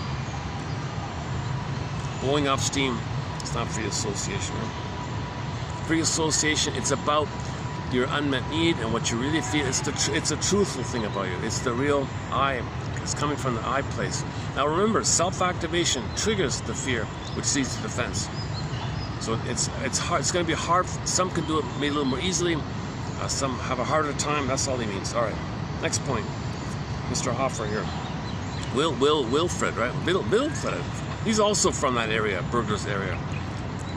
All this shrink material comes from that kind of area. Hungary, Austria, Germany, that kind of area. 99% of it's really from there. Interesting. Like that. Melanie Klein's from there, Burglars from there, Mahler's from there, Karen Horney's from there, and most of the other authors are there.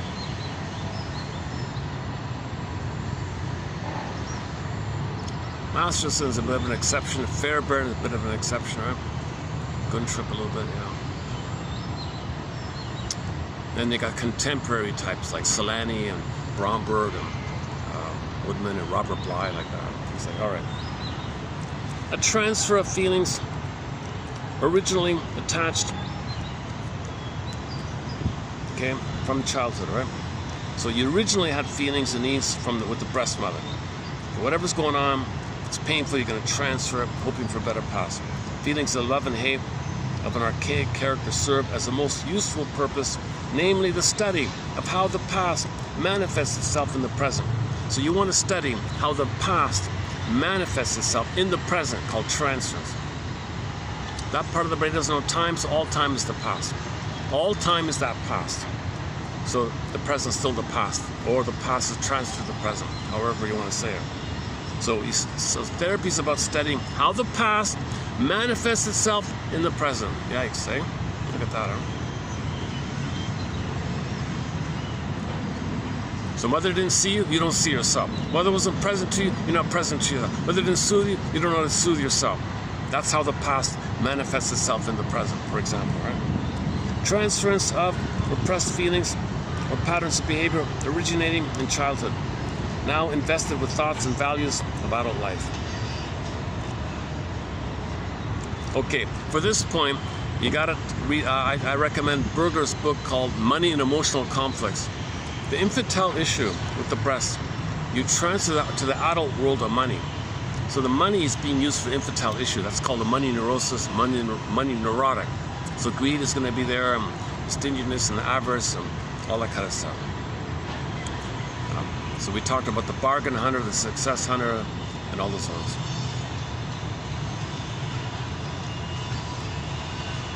If you want a good, quick crash course in the psychoanalytic, just type in burglar and read all of Burglar's quotes. The best burglar quotes are here. That's why, maybe that's why this channel is shadow banned. They don't want people to know about Burger. He's too funny, he's too warm-hearted, he's too insightful. He's going to inspire a lot of people to get into this area. Now, people know this area. They won't be fooled by advertising, propaganda tricks, lying tricks, advertising tricks. Because if you're dark, if you're unknown about that, that's used against you. If you're aware of it, then it doesn't have you're immune to that stuff, right?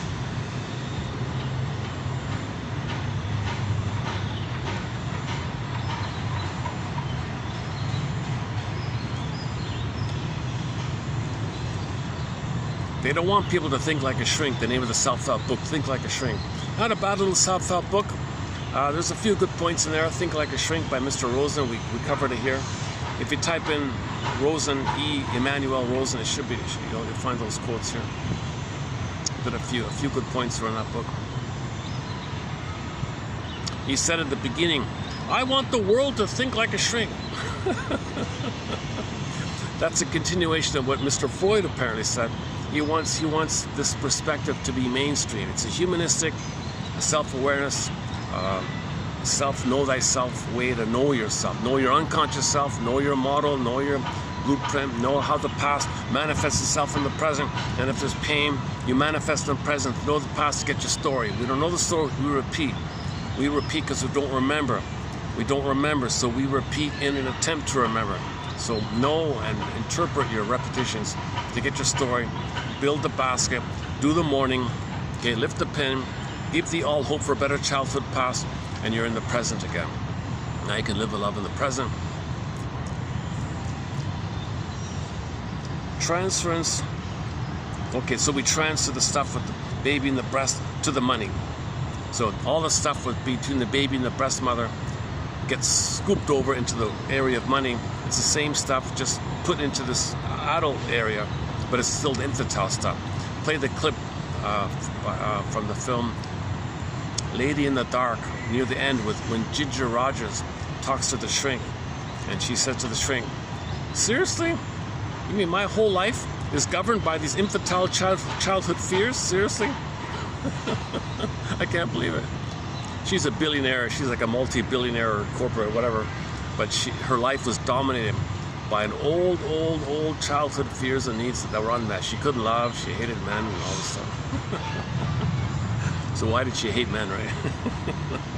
She didn't know it's a childhood issue with the mother and all that. Transferred on to the men. It's really the mother. A lot of this hate, men are getting a lot of the blame for what the mother did.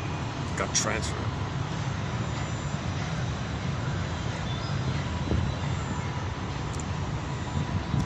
Once they can, by interpretation, be referred back to the actual childhood situations in which they originated and to which they belong. You look for the antecedent, right? You look for the unmet need, old fears, unmet needs, and the feelings around it. You look for where it originated. You look to where it originated, your trigger, but it goes to the past. Then you lose the threatening charge of, right? These emotions will thus have regained contact with the sensory experiences of the past. So your feelings belong in the past, it's a memory in the past, not in the present, but you're feeling the present, but it's about the past. They can change from actuality into history, and they can be neutralized and become ineffective. Yeah. So when you're triggered, you look for the antecedent. You look for the past, right? So if something in the present triggers you, okay, it's not about the present really. The strong emotions don't fit the present, but it triggers the past, right?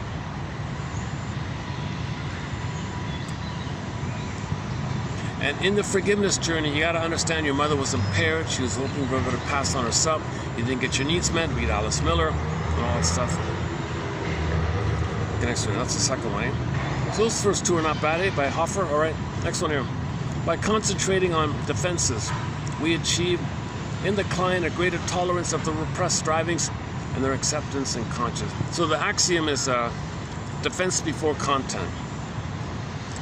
So your friend is talking, and suddenly they change the topic. Oh, so you don't say, I think you were feeling upset, and that's why you changed the topic.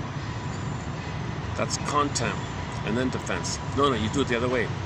I noticed you changed the topic. I wonder if maybe there was some kind of feeling that came up. So defense before content, right? Or you just simply say, I noticed you just changed the topic. And he might say, yeah, that's because, and then he brings up the content. Right? So the rule of the axiom is defense before content, right? So you just point out, you observe, observation, neutral observation. I noticed this. Could it be this? Maybe this? It seems. And then if it's still blocked, then you can do a tentative thing. It seems to me, or perhaps, or maybe, could it be, question mark, and then maybe it comes up. So you identify the defense. All right. Since the aim of therapy is the promotion of insight or the removal of blind spots, you play the song Blind Spot by Bruce Springsteen. You got a blind spot, Twilight Zone, unconscious bag, it's controlling you, puppet. The interpretation of resistance, the interpretation of defense or resistance facilitates the loosening of fixed character traits or symptoms. So I've been using the Paul Gray's book mainly, an ego and an analysis of defense. Sounds fancy. That's where he talks about the change of topic, right? Now, if it's a narcissist, Masterson has a twist on it called mirroring interpretation of narcissistic vulnerability. In the exception of narcissism, you gotta say it doesn't work. So Masterson would say in his books, it's so painful for you to focus on yourself. So what you do to assuage or soothe yourself is to focus on the personal things in my room here. So you got a way of escape, right? See, if you normally just say, oh, you're talking about my things in the room, you're criticizing me, the mother blaming me, what's wrong with them? It doesn't work, right? So you have to do both. It's so painful for you to focus on yourself. And what you do to soothe yourself is to rant and rave about fill in the blank. What do they got to do with it? So it's defense against the pain. It's so painful for you to focus on yourself. Talk about, so free association, right? Free association is focusing on yourself, right? It's not narcissism. Speaking of what's true about you, grief work, grief work. Okay, that's not narcissism. If you're trying to heal, that's not narcissism. Narcissism is you want to heal from narcissism. You want to heal from narcissism, right? So you talk about just your real self. It's so painful for you to focus on your real self. So what you do to soothe yourself is to go to rant and rave about fill in the blank. What do they got to do with it? Oh, okay, yeah, you got a point there. So that's the only way. Masterson said he found a way to communicate, to create an alliance. Remember, you always have to have a working alliance before therapy takes place. If you're battling, it's not going to work. You got to create some kind of cooperation, like a teamwork kind of thing. It's not like what Katie Lee jokingly sings about in her song called Shrinker Man, fix me like the way mechanics fix a car. It's not like that. Yesterday we played Katie Lee's song called Properly Loved. I was never properly loved. I want some man to love me, then I'll be transmuted and I'll be healed, and then I'll be a loving person. So she still had the hope that a man in the present can be a symbol of her mother in the past, and that mother in the past fantasy via the man will love her and she'll be transmuted, healed. Doesn't work. So you can't step. So Coat says maybe you should try to play that parent. Master says no, stop it. Okay, you're feeding the defense. You want to get people out of the defense. You don't want to feed the defensive thing. You want to interpret the defense and focus on reality and do the mourning. The mourning, the reality is your mother failed you. You got to get to a place where you can say to yourself, holy, you know what, mother failed me, oh my God, you know.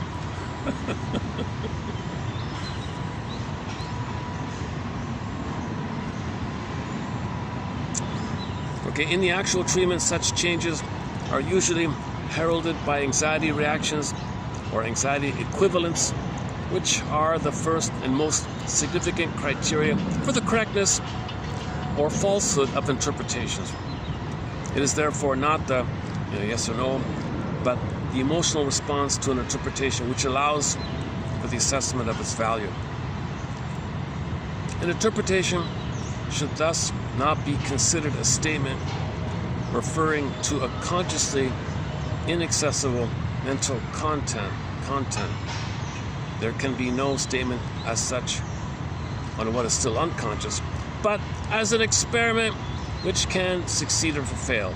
So any feedback, any quote-unquote intervention, interpretation, comfortation, anything the therapist says, whatever the therapist says, 99% of the time, it's an experiment. Could it be? Perhaps. I notice what that stuff. That's all it means. And his emotional reaction is the validity of what you said. You judge it by the emotional. If he starts crying, well, you got it, right? Jackpot, or whatever.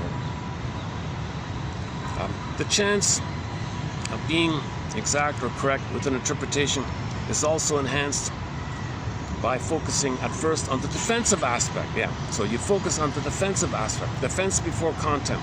The chance of being correct with an interpretation is enhanced by focusing at first on the defensive aspect. So defense is what you do to get away from the pain. Don't talk about the pain, just talk about what he did to get away from the pain. Talk about what he did first, that's defense.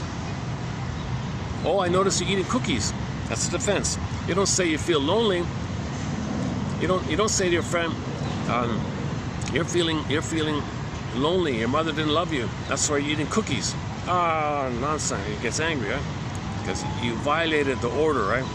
You got to say, I noticed you're eating the cookies. Could it be, perhaps, maybe, perhaps, I don't know, that long ago, there were feelings of loneliness that are coming up now, and that's why you're eating the cookies.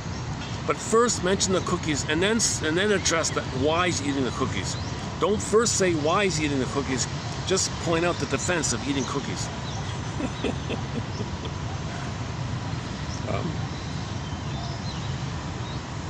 Where are we here? It is a basic assumption in the theory of analytic therapy that each step in the understanding of defenses brings the psychic content of the unconscious, but rejected striving near to conscious. Okay, so the theory is when you identify the defense, you're eating cookies, the why comes up closer and closer to consciousness, right? So you bring to conscious your defense. You call that out so the feelings coming in, because now you feel safe to face the feelings. You want to feel safe to face the feelings, so remove the block, then the feelings come up closer and closer. That's what it means. It will quite rightly be asked here, how is it possible for an unconscious striving after removal of the defense to become conscious without being at once again repressed? Good question. The answer will be that in the course of treatment, repression or after repression gradually ceases because the affects, the anxiety attached to the rejected striving, have been dealt with in the analysis of the defense. So if you face the feeling, reaction, phoenix, firebird, emotional knowing, okay, some kind of emotional knowing, feel it to heal it, then that's what you're looking for. Right? The analyzed person, like some genuinely normal persons, can tolerate infantile strivings in retrospect if the latter have lost the frightening aspect which was once attached to them. This is, I believe, the meaning of the famous sentence of Freud's in which the aim of therapy has been epitomized. Where it was, ego shall be. Okay, so he makes a point out. At the very least, you'll be able to tolerate that your mother didn't love you more. At the very least, you'll be able to hold. Okay, I can hold it. So where it was, ego shall be. Okay, I now have the ego to recognize, and I can hold that feeling. Again, the basket, egg and basket. So it is the. All right, next one here. That's 3. Right? Number 4 here. Two opposing conscious tendencies or desires can be resolved in a normal manner. A decision can be reached, a compromise found. Where this is not possible, investigation will prove that there are unconscious tendencies in operation which make the simple solution impossible. Yeah, Berger says somebody has something to face, they face it. Okay, normal person. But you're surprised that a neurotic, they can't decide, they're so conflicted, should they do this, should they do this? So you want to bring the two conflicting things to an equal point, right? They have to be lifted to the same level in the mind to become qualitatively the same in order to be resolved. The here and now of the neurotic conflict would never have arisen had it not had its prototype in the past. The here and now of the neurotic conflict. So your dysfunction in the present, okay, has some kind of prototype in the past. All right, next one. Number 4, was it number 4 or 5? To listen with free-floating attention. That means that he should try not to fit the client into an established frame of reference, but should be able to follow him with the willing mind into all the detours to which his resistances compel him. So he's in the labyrinth. You don't know whether he's going to turn left or right or whatever. You follow, you stay with him like a guide. In the labyrinth there's a guide, right? So you just follow him like that. You just stay with him. An enlightened witness, a caring witness, but you don't know where he's going to turn left or right. So when he's talking about that happened and that happened and that happened and that happened and that happened, you don't know which way he's going. Free-floating attention. Free-floating, neutral, free-floating. Your attention is floating and it's free free-floating attention. Okay, last one here. Psychoanalysis highly respects and appreciates the integrative capacities of the ego. So what are the capacities of building the ego? Is that it can synthesize, it can understand, right? It can forgive, understand, forgive. That's ego building. You want to enhance the ego. Build it. In the analytic jargon, ego is your consciousness. You want to build it and repair it. It's the ability to have both and thinking, ability to see motivation, so on. And it aims primarily at making conscious and accessible to review and control by the self those emotional experiences which in early life proved unmanageable for the dependent child. So the child could manage it Now you want to build your adult mind. Now you can manage her. The shrink's activity is fully engaged in and absorbed by the task of conveying to his client the mechanisms which have led to his problem.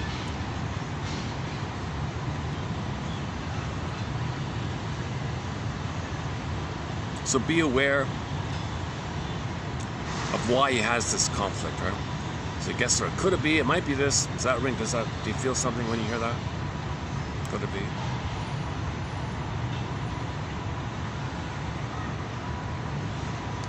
So enter Master's axiom. Self-activation triggers abandonment depression, which leads to defense.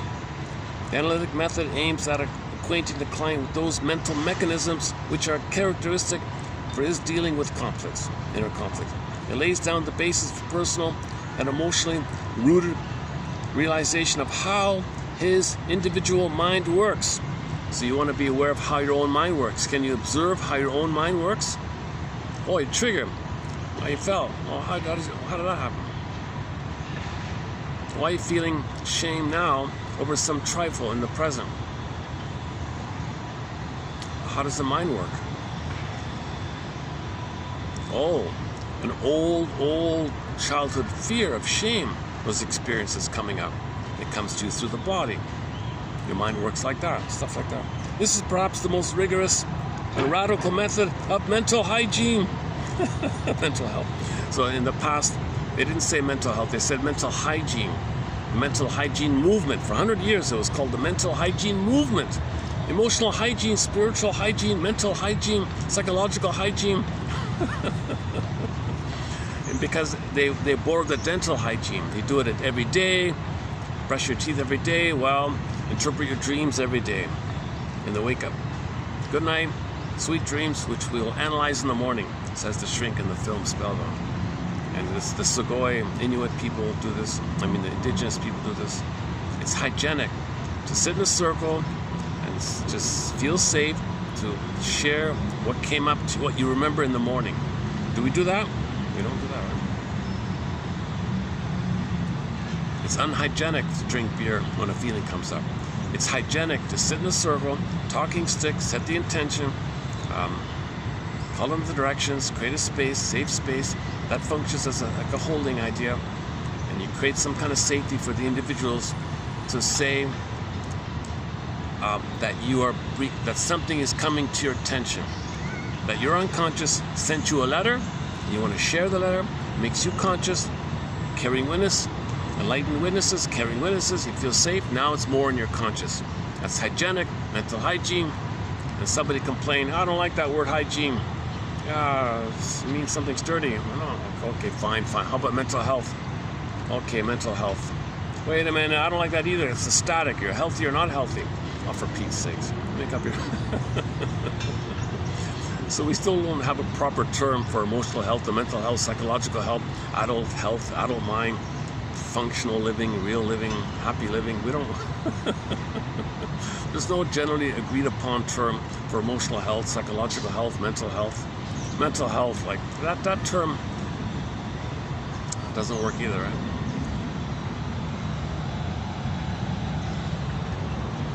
It immediately triggers all the psychiatric stuff in the hospitals. But most the walking wounded out there. What do you call it? Even that doesn't work. You can't even say that, right? The English language is very impoverished when it comes to emotional health issues, right? Emotional health, except for the analytic stuff. That's why Robert Bly says, yes, it's messy, but please forgive the analytic jargon. Please forgive it for its jargon. Please just forgive it. It'll be updated. Things are being updated all the time. Long way to go, right? Play the song by Ann Shell, Long Way to Go.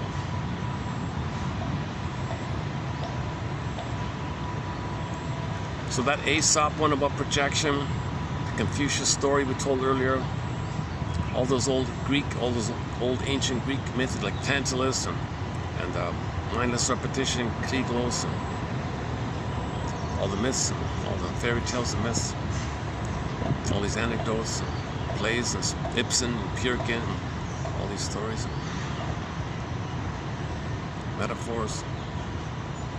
How are we doing here? 2 hours. Let me check the time here. Yeah, lately the weather's been a little better lately. Let's see, how's the battery? Well, it's already 4:28, so I've got an hour left here. Either I start to wind down here or stretch it out for an hour. Okay, let's let the phone read out these Hoffer quotes here. They're okay, right? They're not so bad. He's a little famous because when Mr. Freud passed away, Mr. Hoffer played daddy for his daughter, so he babysat the daughter, this pampered woman is. We have no quotes from the daughter. She's I don't get why people think she's made any kind of contribution. Her book is too obscure. I couldn't follow it. I gave up on it. It's sort of symbolic, right? She's the daughter of Freud, but she's messed up. She never married. She's daddy's girl and all this stuff. I don't know too much about the person. Well, there are a lot of biographies of Freud and a lot of these stories like that. I don't know. He had a huge oral fixation, that guy, right? Yeah, I'm still experimenting with the difference between a cigarette and a cigar. Let's do that another time. Okay, let's let the iPhone read out Mr. Hoffer's quotes here. Okay, let's do this. So I'm gonna let the phone read this out here. Hopefully it'll work.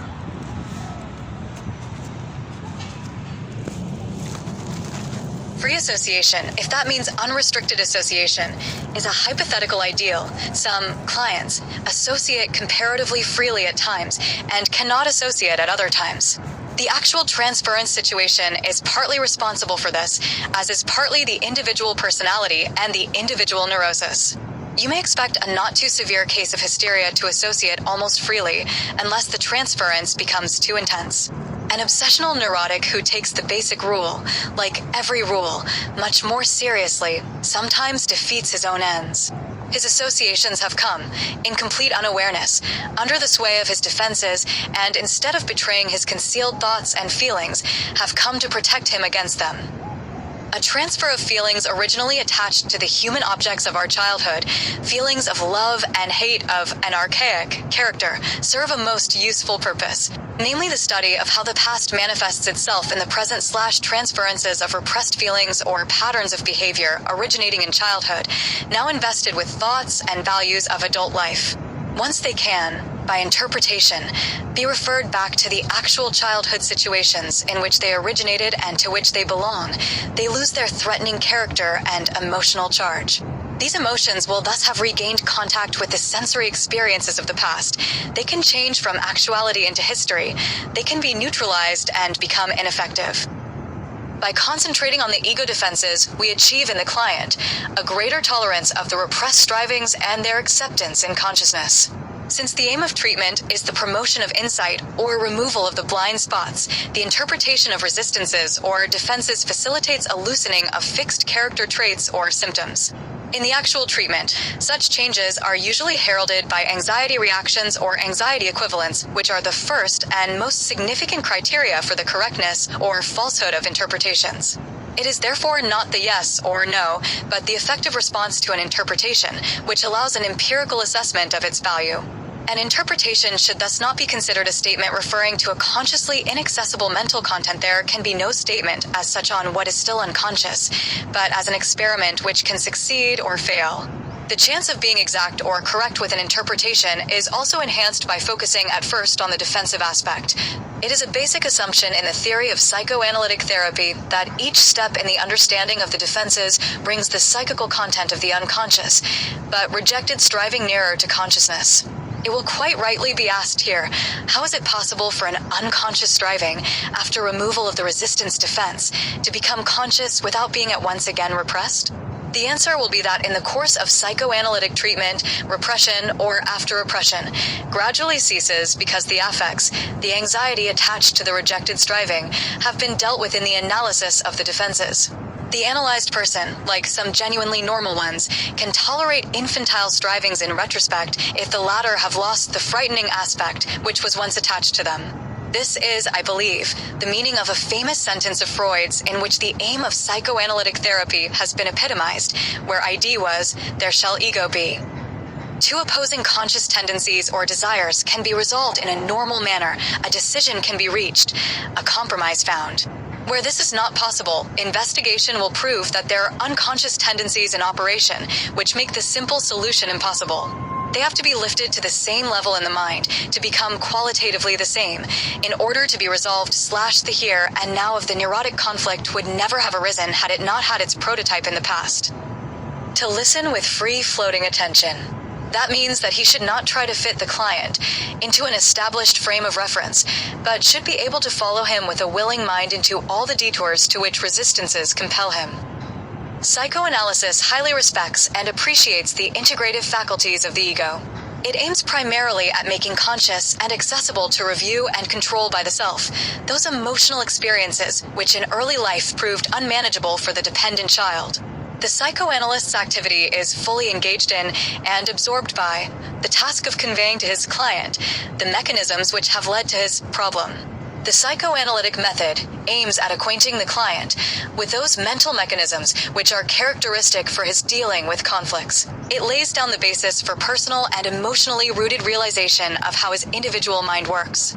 This is perhaps the most rigorous and radical method of mental hygiene.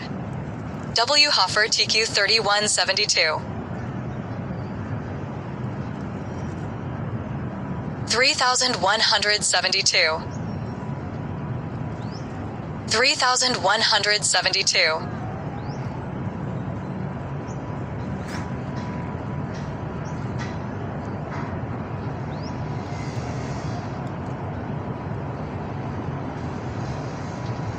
Free association, if that means unrestricted association, is a hypothetical ideal some clients associate comparatively freely at times.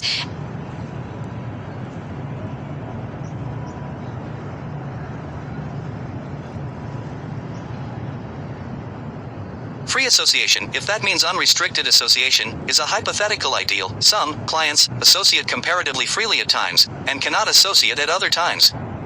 The actual transference situation is partly responsible for this, as is partly the individual personality and the individual neurosis. You may expect a not too severe case of hysteria to associate almost freely, unless the transference becomes too intense. An obsessional neurotic who takes the basic rule, like every rule, much more seriously, sometimes defeats his own ends. His associations have come, in complete unawareness, under the sway of his defenses, and instead of betraying his concealed thoughts and feelings, have come to protect him against them.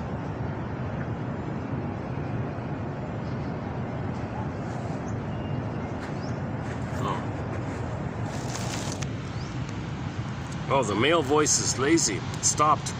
Passive aggressive. No, I don't want to read the whole thing. Okay, the first time, that was okay, that's good. The first round, the female voice read it. For some reason, when I changed the voice to the male one, it just stopped partway through. So look up Hoffer, 1955, Wilfred, I think. Widely available, I think. Yeah. So, okay, let's start to wind down here.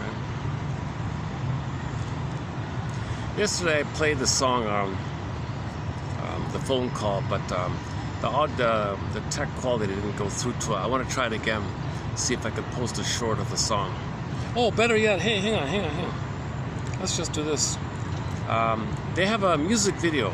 These guys have a music video. Why don't we just play it here? Yeah, hang on. Give me a sec to dig it up here. Nothing special about the music video, but we'll play the song that way, right?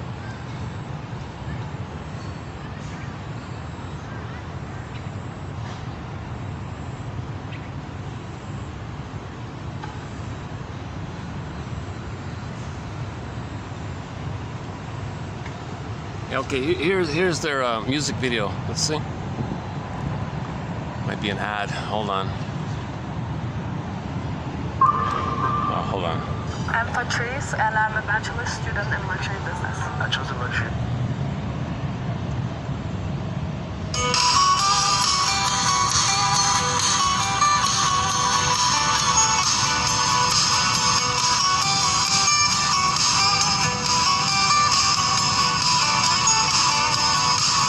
I've been trying to call last night, no one was home. And I kept standing by the telephone. And I wonder why I still miss you the way I do. I should know by now that it's over. All I need from you is just a phone call. I just want to know that you're well. All I miss from you.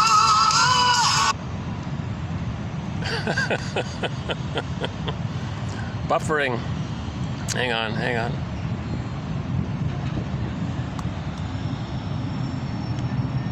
What happened here? It's just a phone call. Should have said goodbye differently. We should have shared some tears together in a hug. Instead of going our own way, just like two strangers. It's too late now, we're far apart. No words to say. It's too late, 'cause you're gone anyway. All I need from you is just a phone call. I just want to know that you're well. All I miss from you is just a phone call. Should have said goodbye differently. It's too bad it didn't work after all the time we spent together. Realize today that you must have been the one. Yeah, I don't wanna feel guilty for all the bad things that happened between us. Routine was the enemy, we didn't see it coming.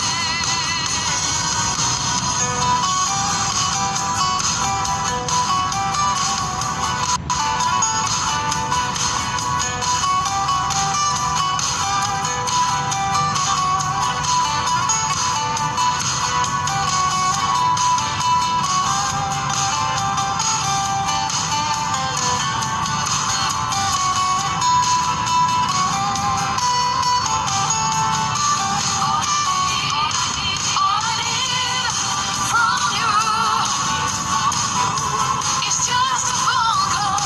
I just want to know that you're well. All I miss from you is just a phone call. Should have said goodbye differently. All I need from you is just a phone call. I just want to know that you're well. All I miss from you is just a phone call. Should have said goodbye differently.